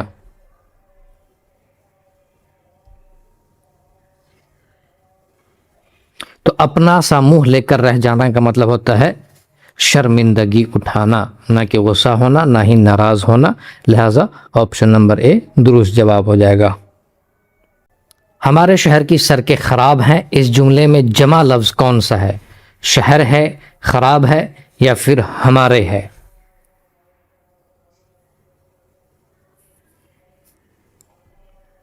तो इसमें जो लफ्ज़ जमा इस्तेमाल हुआ है वो सड़कें इस्तेमाल हुआ है, क्योंकि लफ्ज़ सड़क की जमा जो है वो सड़कें आती हैं, जो कि इस ऑप्शन में है नहीं कहीं भी। लिहाजा ऑप्शन नंबर ई हस्बे बाला में से कोई नहीं दुरुस्त जवाब हो जाएगा। तालाब बहुत बड़ा है, ये जुमला क्या है? मुज़क्कर है, मुअन्नस है, या फिर वाहिद है, या हस्बे बाला में से एक से ज़ायद, या हस्बे बाला में से कोई नहीं?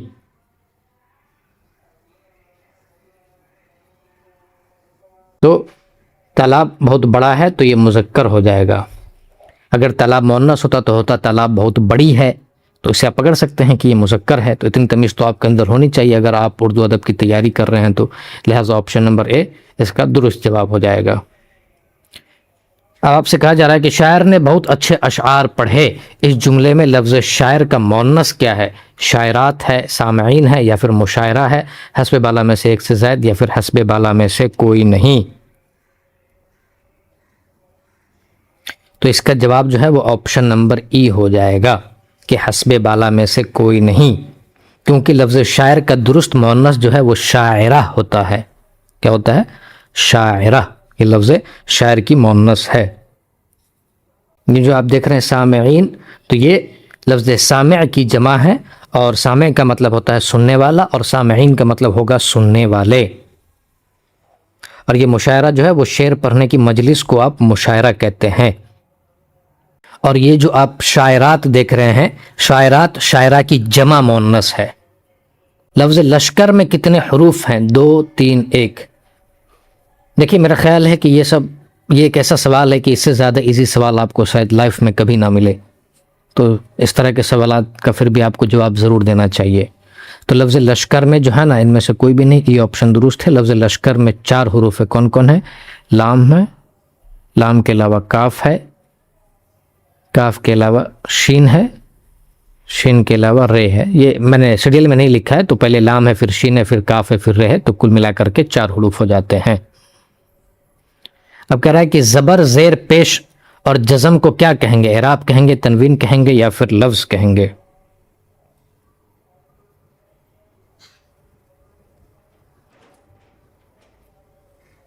तो इसे एराब कहेंगे। तो हुरूफ की दुरुस्त अदायगी के लिए उन पर जो लगाए जाने वाली अलामात या हरकत व सकनात होती हैं, जैसे कि ज़ेर, ज़बर, पेश और जज़म, तो इसको ही एराब कहते हैं। लिहाजा ये हमारा दुरुस्त जवाब हो जाएगा। और ये जो तनवीन है, तो 2 ज़बर, उसके अलावा 2 ज़ेर और उसके अलावा 2 पेश को तनवीन बोलते हैं।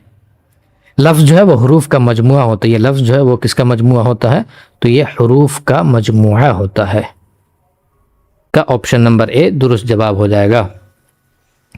चरख, गर्दूं और फलक مترادف کا ایک لفظ کون سا ہے، یعنی آپ سے پوچھ رہے ہیں کہ ان تینوں کے لیے کون سا ایک لفظ ہے جو اس کا مترادف ہوگا۔ مترادف یعنی کہ ملتے جلتے الفاظ، ایسے الفاظ جن کا معنی ایک دوسرے سے بہت ہی قریب ہوں، آپس میں ملے جلے ہوئے ہوں۔ تلوار ہے، آسمان ہے، یا پھر زمین ہے، یا حسب بالا میں سے ایک سے زائد اور حسب بالا میں سے کوئی نہیں۔ تو نہ تو یہ تلوار ہے، نہ ہی یہ زمین ہے، بلکہ یہ آسمان ہے۔ تو آسمان کے مترادفات کون کون ہیں؟ چرخ ہے، گردوں ہے، اور پھر فلک ہے۔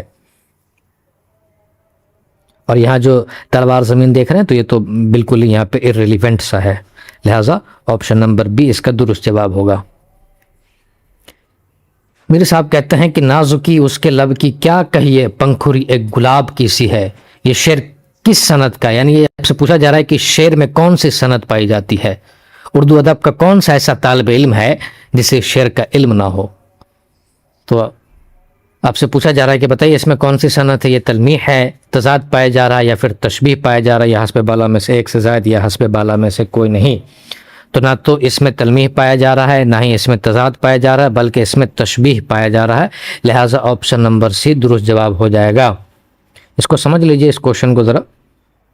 تلمیح کسی بھی تاریخی واقعے کو بیان کرنے کو جو ہے نا، یا اس کی طرف اشارہ کرنے کو تلمیح کہتے ہیں۔ شعر و شاعری میں تاریخی واقعے کی طرف،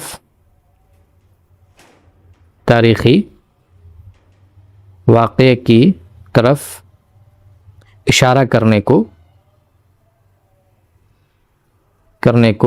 تلمیح بولتے ہیں۔ کیا بولتے ہیں؟ تلمیح بولتے ہیں، ٹھیک ہے۔ اس کے اگر آپ کو مثال جاننی ہے تو غالب صاحب کہتے ہیں ابن مریم ہوا کرے کوئی، میرے درد کی دوا کرے کوئی۔ تو لفظ ابن مریم جو ہے وہ ایک تاریخی واقعہ ہے، تو اسی وجہ سے اس کی طرف اشارہ کیا گیا ہے، لہٰذا یہ تلمیح ہو جائے گا۔ اسی طرح آپ کہتے ہیں کہ نہ گورے سکندر نہ ہے قبر دارا، مٹے نامیوں کے نشاں کیسے کیسے۔ تو یہ بھی تلمیح ہے، کیونکہ گورے سکندر اور قبر دارا یہ دونوں تاریخی واقعات ہیں جس کی طرف اشارہ کیا گیا ہے۔ اب یہ کہہ رہا ہے تضاد، جب ہم الٹے یا پھر ضد والے الفاظ کو ایک ساتھ ہم کسی صنعت میں استعمال کرتے ہیں تو وہ تضاد کہلاتا ہے۔ اس کی مثال جیسے نہ تو زمیں کے لیے ہے نہ آسماں کے لیے، تو لفظ زمیں لفظ آسمان کا متضاد ہے، تو یہ صنعت تضاد ہو جائے گا۔ پر یہاں پر جو استعمال کیا گیا ہے وہ تشبیہ استعمال کیا گیا ہے۔ تو میر صاحب اس شعر میں کیا کہہ رہے ہیں کہ محبوب کی ہونٹ کی نزاکت کو میر صاحب نے اس شعر میں گلاب کی پنکھوری سے تشبیہ دی ہے۔ یہ جو آپ دیکھ رہے ہیں گلاب کی پنکھوری، تو کہہ رہے ہیں کہ نازکی اس کے لب کی کیا کہیے، میر صاحب کہہ رہے ہیں کہ اس کی نازکی دیکھو کتنی غضب لیول کی ہے کہ پنکھوری ایک گلاب کی سی، وہ گلاب کی ایک پنکھوری کی طرح سے ہے۔ تو لہٰذا یہاں پہ تشبیہ دی ہے، میر صاحب نے اپنے محبوب کی لب کو گلاب کی جو ہے نا پنکھوری سے تشبیہ دی ہے، لہٰذا یہاں پر یہ تشبیہ یعنی کہ آپشن نمبر سی درست جواب ہوگا۔ کہہ رہے غلط لفظ کا صحیح لفظ کیا، یہاں بھی آپ سے املا کے اعتبار سے پوچھا جا رہا ہے، غلط ہے یا غلط ہے، حسب بالا میں سے ایک سے زائد یا حسب بالا میں سے کوئی نہیں۔ تو نہ تو غلط ایسے لکھتے ہیں نہ ایسے لکھتے ہیں، بلکہ غلط غائل لام تو کے ساتھ لکھتے ہیں، تو یہ صحیح املا ہے، لہٰذا آپشن نمبر سی درست جواب ہو جائے گا۔ مہنگی ہو گئی ہے شکر بہت، صحیح جملہ انتخاب کیجئے، بہت شکر ہو گئی ہے، مہنگی ہے ہو گئی شکر بہت مہنگی، شکر بہت مہنگی ہو گئی ہے۔ دیکھیے اس سوال میں آپ سے یہ جاننے کی ایگزامنر نے کوشش کی ہے کہ کیا آپ اردو گرامر کے اسٹرکچر کو جانتے ہیں کہ نہیں جانتے ہیں۔ اگر آپ اردو گرامر کے اسٹرکچر کو جانتے ہیں تو obviously آپ اس کا جواب دے پائیں گے۔ تو اردو گرامر کا جو اسٹرکچر ہے وہ فاعل کے بعد آپ مفعول لاتے ہیں، اور مفعول کے بعد آپ جو ہے فعل کو لاتے ہیں، یعنی کہ پہلے آپ سبجیکٹ لاتے ہیں، سبجیکٹ کے بعد آپ آبجیکٹ لاتے ہیں، اور آبجیکٹ کے بعد آپ ورب لاتے ہیں۔ تو یہ اسٹرکچر ہوتا ہے اردو قواعد کا۔ تو سب سے پہلے آپ فاعل کھوجئے، تو یہاں بہت شکر ہو گئی ہے مہنگی، تو یہاں لاسٹ میں فعل آنا چاہیے، تو مہنگی تو فعل ہے نہیں تو یہ کٹ جائے گا، یہاں بھی مہنگی ہے تو یہ بھی کٹ جائے گا، لفظ ہے جو ہے وہ فعل ہے، ٹھیک ہے، ہو گئی ہے یہ فعل ہے، لہٰذا آپشن نمبر سی جو ہے وہ درست جواب ہو جائے گا۔ تو آپ اس اسٹرکچر کو یاد رکھیے، اردو زبان کا یہ جو اسٹرکچر ہے،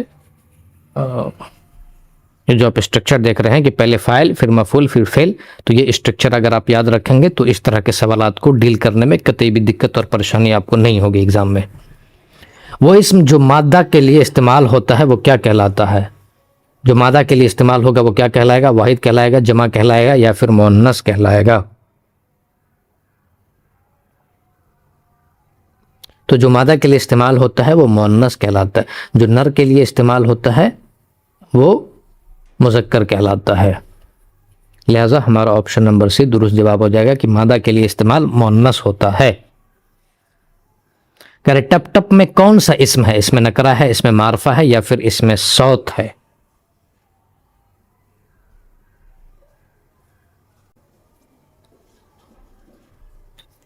اس میں نکرہ کو اس میں عام بھی بولتے ہیں، یہ کسی خاص چیز کے اوپر دلالت نہیں کرتا ہے، جیسے کہ آپ بولتے ہیں پہاڑ، اسی طریقے سے آپ کہتے ہیں کتاب۔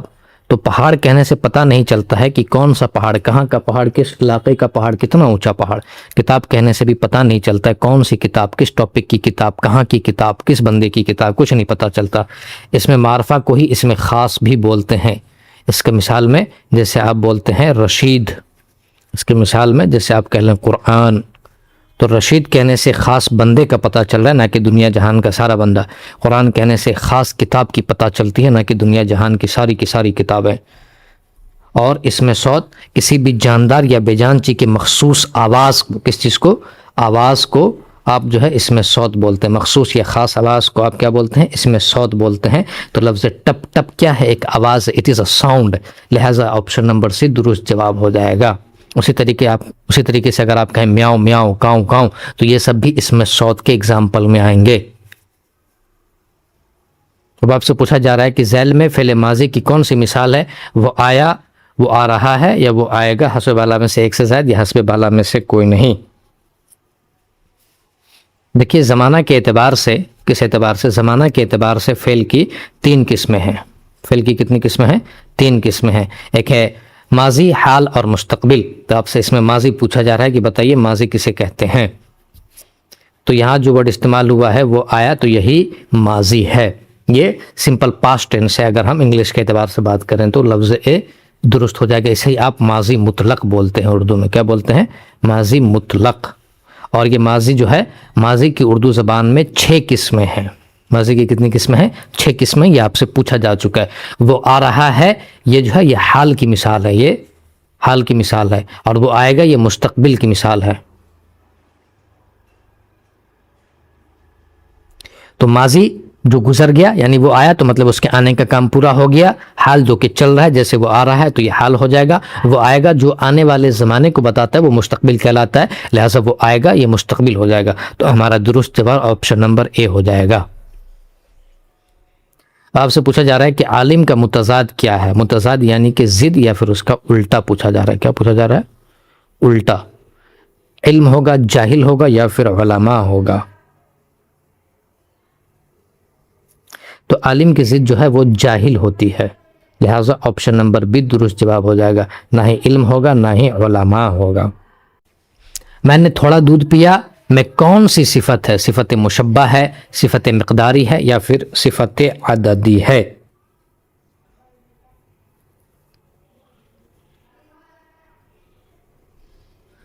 تو میں نے تھوڑا دودھ پیا، تھوڑا کس چیز کو بتا رہا ہے؟ مقدار کو بتا رہا ہے، لہٰذا یہ صفت مقداری کی مثال ہو جائے گی۔ تو ہمارا آپشن نمبر بی درست جواب ہو جائے گا۔ صفت عددی جو عدد کو بتائے، جیسے کہ آپ بولتے ہیں 4، اسی طریقے سے 10، یہ سب عدد میں، یہ سارے کے سارے عدد کی کیٹیگری میں آتے ہیں۔ کھانا وانا میں لفظ وانا کس چیز کی مثال ہے؟ کلمہ کی، کلام کی یا پھر محمل کی؟ تو اردو زبان میں بامانی لفظ کو کلمہ کہتے ہیں۔ کس کو؟ جو لفظ بامانی ہو، ایسا لفظ جس کا کوئی میننگ لگتا ہو، کوئی میننگ نکلتا ہو، تو a meaningful word is کلمہ ان اردو زبان، ان اردو لینگویج۔ تو یہ تو آپشن ہونے سے رہا، اب یہ کلام بھی ہونے سے رہا، لہٰذا کلام کہتے ہیں بات چیت کو، کہتے ہیں نا آپ سے کلام کر کے بڑا اچھا لگا۔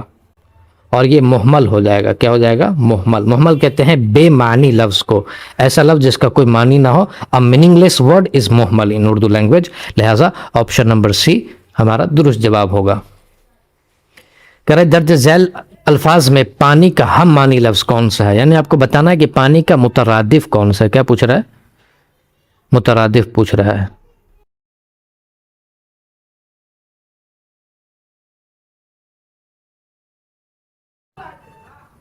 آب حیات ہے, رقیق ہے, یا پھر آب ہے. تو یہ جو آپ دیکھ رہے ہیں آب حیات, تو یہ آپشن ہونے سے رہا, کیونکہ یہ قسم کا فرضی قسم کا داستان ہے. اگر آپ نے ملا وجہ کی صبرس اگر آپ نے پڑھی ہے جو کہ ایک تمثیلی داستان ہے, تو اس میں بھی آب حیات کا ذکر ہے. لوگ مانتے ہیں آب حیات ایک ایسا پانی ہے کہ جس کو پیا جائے تو انسان ہمیشہ زندہ رہے گا, بٹ یہ جو ہے نا آلتو پھالتو بکواس قسم کی جو ہے نا بس ایک کہانی ہے جس کا حقیقت سے دور دور تک کوئی تعلق نہیں. It has no relation with reality. تو رقیق بھی یہاں پر اس کا کوئی میننگ ہے نہیں. رقیق کا معنی ویسے پتلا ہوتا ہے. کیا ہوتا ہے؟ پتلا. یہ آب, یہ پرسین زبان کا ورڈ ہے, یہ فارسی زبان کا لفظ ہے. کس زبان کا لفظ ہے؟ فارسی زبان کا لفظ ہے, پرسین ورڈ ہے یہ, لہٰذا اس کا معنی پانی کے ہی ہوتے ہیں. ویسے میں آپ کو بتا دوں کہ لفظ آب کے ایک معنی چمک کے بھی ہوتے ہیں, تو چمک بھی اس کا ایک معنی آتا ہے. لہٰذا آپشن نمبر سی درست جواب ہو جائے گا کہ پانی کا مترادف یہاں معنی لفظ جو ہے وہ آب ہے. عدل کے کیا معنی ہے؟ کچہری, کمرہ, یا پھر کتاب, یا حسب بالا میں سے ایک سے زائد, یا حسب بالا میں سے کوئی نہیں. تو نہ تو کچہری ہوگا, نہ ہی کمرہ ہوگا, نہ ہی کتاب ہوگا. لہٰذا آپشن نمبر ای درست جواب ہو جائے گا. عدل جو ہے نا اس کا حقیقی معنی انصاف یا پھر برابری کی ہوتی ہے. جیسے آپ نے قرآن کی آیت سنی ہوگی, ان اللہ یأمر بالعدل, کہ خدا تمہیں انصاف کا حکم دیتا ہے. تو عدل کے معنی کس کے آتے ہیں؟ انصاف کے آتے ہیں یا پھر برابری کے آتے ہیں. تو آپشن نمبر ای درست جواب ہوگا. اردو کے معنی لشکر کے ہوتے ہیں. اس جملے میں غلط لفظ کی نشاندہی کرنی ہے آپ کو, یعنی یہاں بھی آپ کو غلط املا ہی پوچھا جا رہا ہے کہ بتائیے املا کے اعتبار سے کون سا لفظ غلط ہے. اردو غلط ہے, معنی غلط ہے, یا پھر لشکر غلط ہے.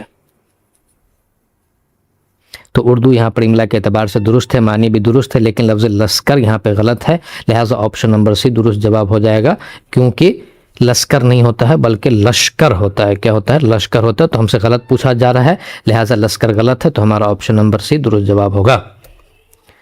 حسین کا مترادف آپ کو بتانا ہے. خوبصورت ہوگا, بدصورت ہوگا, یا بہادر ہوگا. مترادف کا مطلب ہوتا ہے ایک ایسا لفظ جو ہم معنی ہو. کیا ہو؟ ہم معنی ہو, یعنی ایسے الفاظ جن کا معنی آپس میں ایک دوسرے سے ملتا جلتا ہو. تو حسین کا مطلب ہوتا ہے خوبصورت. کہتے نہیں وہ بڑا حسین ہے, بڑا خوبصورت ہے. تو لہٰذا آپشن نمبر اے درست جواب ہو جائے گا. حسین کا اگر آپ سے ضد پوچھا جاتا تب وہ بدصورت ہو جاتا. بہادر کہتے ہیں اس بندے کو جس کے اندر کیا ہو؟ بہادری ہو یا شجاع ہو, تو اسے بہادر کہتے ہیں. تو یہاں پہ اس کا کوئی ریلیونٹ ہے نہیں, لہٰذا آپشن نمبر اے درست جواب ہے. عمران نے کرسی اٹھائی, اس جملے میں مفعول کی نشاندہی کرنی ہے. عمران ہے, نے ہے, یا پھر کرسی ہے. تو پہلے تو آپ یہ جان لیجئے کہ مفعول کسے کہتے ہیں. تو جس پر کسی کام کا اثر ہو. کیا ہو؟ جس پر یا جس چیز پر, جس پر کام کا اثر ہو, اسے ہی آپ جو ہے مفعول بولتے ہیں. تو یہاں پر جو لفظ عمران ہے وہ تو فاعل ہے, یعنی کہ وہ تو سبجیکٹ ہے. اٹھائی تو یہ فعل ہے. تو لفظ کرسی جو ہے وہ مفعول ہے, یہ آبجیکٹ ہے, کیونکہ اٹھانے کا کام کرسی کا ہو رہا ہے, کرسی پر ہو رہا ہے. لہٰذا یہاں پر جو لفظ کرسی ہے وہ کیا ہو جائے گا؟ وہ آبجیکٹ ہو جائے گا, وہ مفعول ہو جائے گا.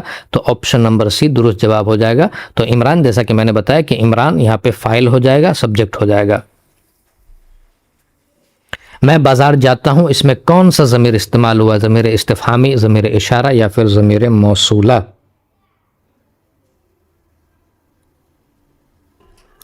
ضمیر استفہامی اس ضمیر کو کہتے ہیں جس کے ذریعے سے کوئی سوال کیا جاتا ہے. تو جس کے ذریعے سے سوال کیا جاتا ہے وہ ضمیر استفہامی کہتے ہیں, اور ضمیر استفہامی کو ہی ضمیر سوالیہ بھی کہتے ہیں. اور ضمیر اشارہ ایسا ضمیر جس کے ذریعے سے کسی شے کی طرف اشارہ کیا جائے, جیسے آپ کہتے ہیں یہ اور وہ. اور ضمیر استفہامی میں اس کا اگزامپل اگر لینا ہے تو جیسے کہ کیا, یہ ضمیر استفہامی کی کیٹیگری میں آتا ہے. ضمیر موصولہ اس ضمیر کو کہتے ہیں جو جملے کو جوڑنے کے لیے کام آتا ہے. کس کے لیے؟ جملے کو جوڑنے کے لیے. اور لفظ جو اور جس اس کے مثال میں آ جاتے ہیں. کہتے ہیں کہ جو محنت کرے گا وہ کامیاب ہوگا. تو یہاں پر جو لفظ جو استعمال ہوا وہ ضمیر موصولہ ہو جائے گا. تو اس میں پوچھ رہا ہے لفظ میں, تو یہاں پہ لفظ میں نہ تو ضمیر استفہامی ہے, نہ اشارہ ہے, نہ ہی موصولہ ہے, بلکہ یہاں پر لفظ میں جو ہے وہ ضمیر متکلم ہے یا پھر ضمیر شخصی ہے. کیا ہے یہ لفظ میں؟ ضمیر متکلم, ضمیر متکلم, یا پھر آپ اسے ہی ضمیر شخصی بھی کہہ سکتے ہیں, جو کہ آپشن میں ہے نہیں. لہٰذا آپشن نمبر ای یعنی کہ حسب بالا میں سے کوئی نہیں ہمارا جواب ہوگا. لفظ شہید کی جمع آپ کو بتانی ہے. شہادت, शहूद या फिर मशहूद।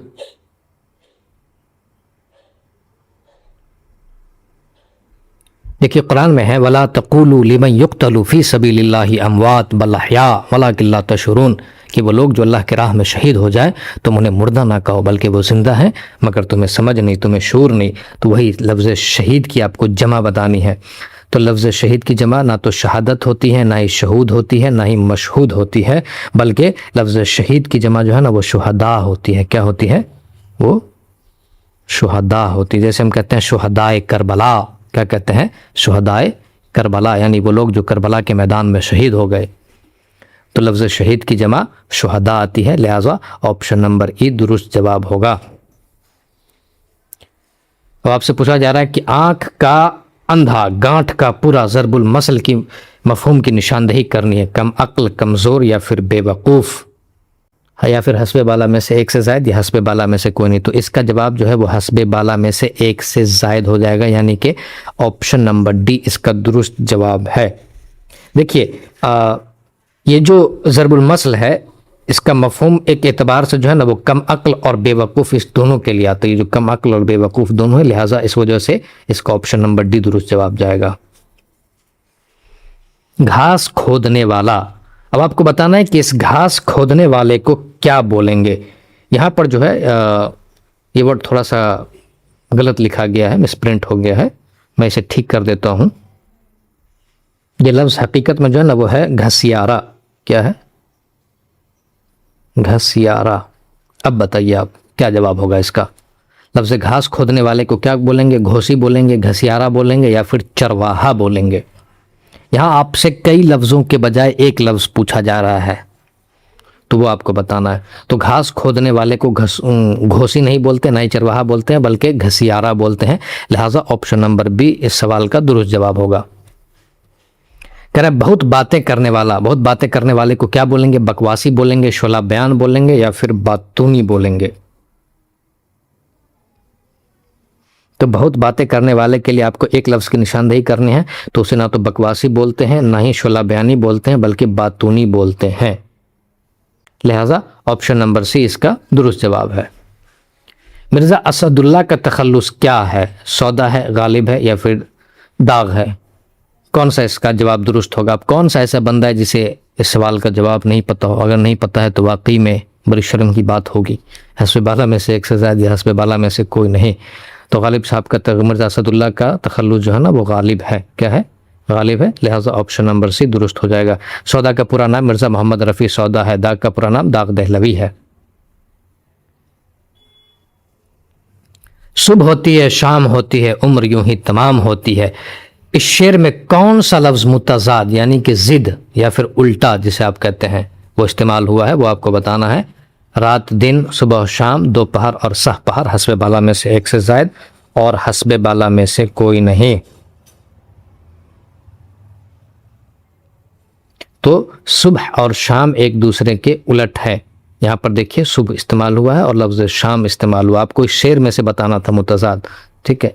तो लिहाजा ऑप्शन नंबर बी दुरुस्त है और इस शेर में सनते तज़ाद इस्तेमाल हुआ है। अब आपसे कहा जा रहा है कि बारिश हो रही है, इस जुमले में कौन सा लफ्ज़ मुअन्नस है? आपको बताना है कि मुअन्नस कौन सा लफ्ज़ है, हो रही है या फिर बारिश है, हस्बे बाला में से एक से ज़ायद या हस्बे बाला में से कोई नहीं। तो यहाँ तो ना तो है ना ही हो रही है, बल्कि बारिश लफ्ज़ मुअन्नस है। अगर बारिश मुज़क्कर होता तो फिर होता बारिश हो रहा है, लेकिन क्योंकि बारिश मुअन्नस है लिहाजा बारिश हो रही है। तो ऑप्शन नंबर सी दुरुस्त जवाब है। तलवार का मुतरादिफ बताना है। मुतरादिफ का मतलब हम मानी अल्फाज, ऐसे अल्फाज जो मानी के एतबार से एक दूसरे से मिलते जुलते हों। तारे, आसमान, ज़मीन, बंदूक, तमंचा या फिर भाला, आड़ी, गंडासा या फिर तीर। तो बताइए इसमें से कौन सा दुरुस्त जवाब होगा? हस्बे बाला में से एक से ज़ायद या हस्बे बाला में से कोई नहीं। तो ना तो एक ठीक है, ना ही बी दुरुस्त है, ना ही सी दुरुस्त है, बल्कि हस्बे बाला में से कोई नहीं इसका दुरुस्त जवाब होगा।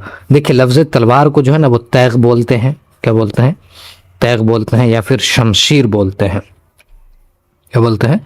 शमशीर। तो इस तरह के अल्फाज हैं नहीं, अगर इस तरह के अल्फाज होते तब हमारा सही जवाब होता, लिहाजा ऑप्शन नंबर ई दुरुस्त जवाब है। आसमान का फिर आपको मुतरादिफ बताना है, ज़मीन, मिट्टी, पहाड़, नदी, समंदर, झरना, चांद, सूरज या फिर तारे। या हस्बे बाला में से एक से ज़ायद, हस्बे बाला में से कोई नहीं। ना तो ए दुरुस्त होगा, ना तो बी दुरुस्त होगा, ना तो सी दुरुस्त होगा, बल्कि हस्बे बाला में से कोई नहीं, यानी कि ऑप्शन नंबर ई दुरुस्त हो जाएगा। आसमान के जो मुतरादिफात होते हैं उसमें अब कुछ वर्ड यहाँ मैं लिख देता हूँ, जैसे कि फलक, फलक के अलावा चरख, चरख के अलावा एक वर्ड आता है जिससे आप गर्दूं बोलते हैं। तो ये सारे के सारे अल्फाज जो है वो आसमान के मुतरादिफात में शुमार होते हैं, जो कि है नहीं ऑप्शन में, लिहाजा ऑप्शन नंबर ई दुरुस्त जवाब है। कह रहे उर्दू किस ज़बान का लफ्ज़ है? फ़ारसी का है, हिंदी का है, फ्रांसीसी का है, हस्बे बाला में से एक से ज़ायद, या हस्बे बाला में से कोई नहीं। तो उर्दू ना तो पर्शियन ज़बान का वर्ड है, ना ही हिंदी है, ना ही फ्रांसीसी है, लिहाजा ऑप्शन नंबर ई दुरुस्त जवाब हो जाएगा। उर्दू जो है वो तुर्की ज़बान का वर्ड है। किस ज़बान का वर्ड है? तुर्की ज़बान का वर्ड है। तो ऑप्शन नंबर ई दुरुस्त जवाब है। अब से कह रहा है कि रुबाई किस ज़बान का लफ्ज़ है? हिंदी का है, अंग्रेज़ी का है, या फिर फ्रांसीसी का है, या हस्बे बाला में से एक से ज़ायद है, या हस्बे बाला में से कोई नहीं। यहाँ मैं आपको बता दूं कि ये जो उर्दू लफ्ज़ है तो इसके माने लश्कर के आते हैं। क्या माने आते हैं? लश्कर के आते हैं, या फिर इसका एक माने जो है ना वो छावनी भी आता है। क्या आता है? मैं यहाँ पे लिख देता हूँ, छावनी। ये माने भी आते हैं उर्दू के, और उर्दू तुर्की ज़बान का word, it is a Turkish word. तो अब आपको इस सवाल में बताना है कि रुबाई किस ज़बान का लफ्ज़ है। तो देखिए रुबाई ना तो हिंदी है, ना ही अंग्रेज़ी है, ना ही फ्रांसीसी है, लिहाजा ऑप्शन नंबर ई दुरुस्त जवाब है। लफ्ज़ रुबाई जो है वो अरबिक ज़बान का वर्ड है, it is an Arabic word, अरबी ज़बान का लफ्ज़ है। किस ज़बान का है? अरबी ज़बान का लफ्ज़ है। और ये लफ्ज़ अरबा, कौन सा वर्ड? अरबा, इस अरबा से मुश्तक है, यानी कि इस अरबा से निकला है, और इसके माने चार के आते हैं। क्या माने आते हैं? रुबाई के माने आते हैं चार। इसीलिए रुबाई एक सनत भी है, और ये ऐसी सनत है जिसके अंदर चार मिसरे होते हैं। और रुबाई का पहला, दूसरा, तीसरा और चौथा, ये चार मिसरे होते हैं। पहला भी हम काफिया और हम रदीफ होगा, दूसरा भी हम काफिया हम रदीफ होगा, और चौथा भी हम काफिया हम रदीफ होगा, पर तीसरा ना तो हम काफिया होता है, ना ही हम रदीफ होता है। हालांकि तीसरा में भी काफिया और रदीफ लाया जा सकता है, इस बात को भी आप ख्याल रखिएगा, लेकिन उमूमन जो चलन है उसके मुताबिक जनरली शुअरा रुबाई के तीसरे लाइन में रदीफ और काफिया को नहीं लाते हैं। तो लिहाजा इस 45वें नंबर क्वेश्चन का आंसर हो जाएगा ऑप्शन नंबर ई। अब कह रहा है वो कलमा जो अकेला मफहूम अदा नहीं करता बल्कि लफ्ज़ों के साथ मिलकर मानी देता है, उसे क्या कहेंगे? उसे कलमा कहेंगे, मुज़क्कर कहेंगे, या फिर वाहिद बोलेंगे? This is your second last question.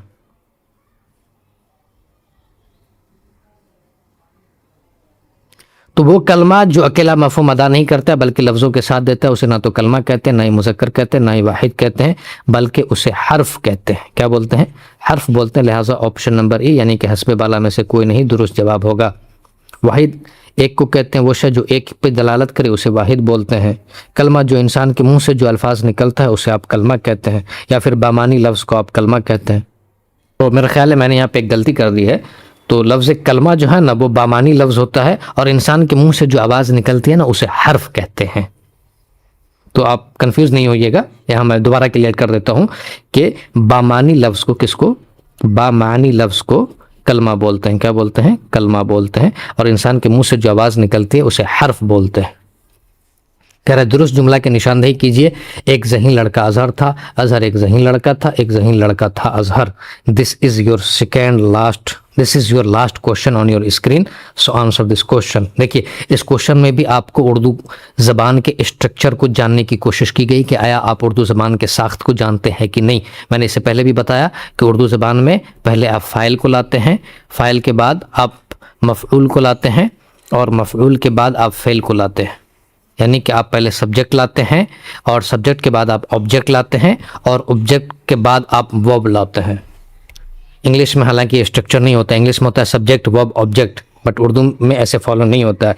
लिहाजा ऑप्शन नंबर बी दुरुस्त जवाब है कि अजहर एक ज़हीन लड़का था। तो पहले हमने सब्जेक्ट रखा, अजहर सब्जेक्ट है, था हमारा क्या है?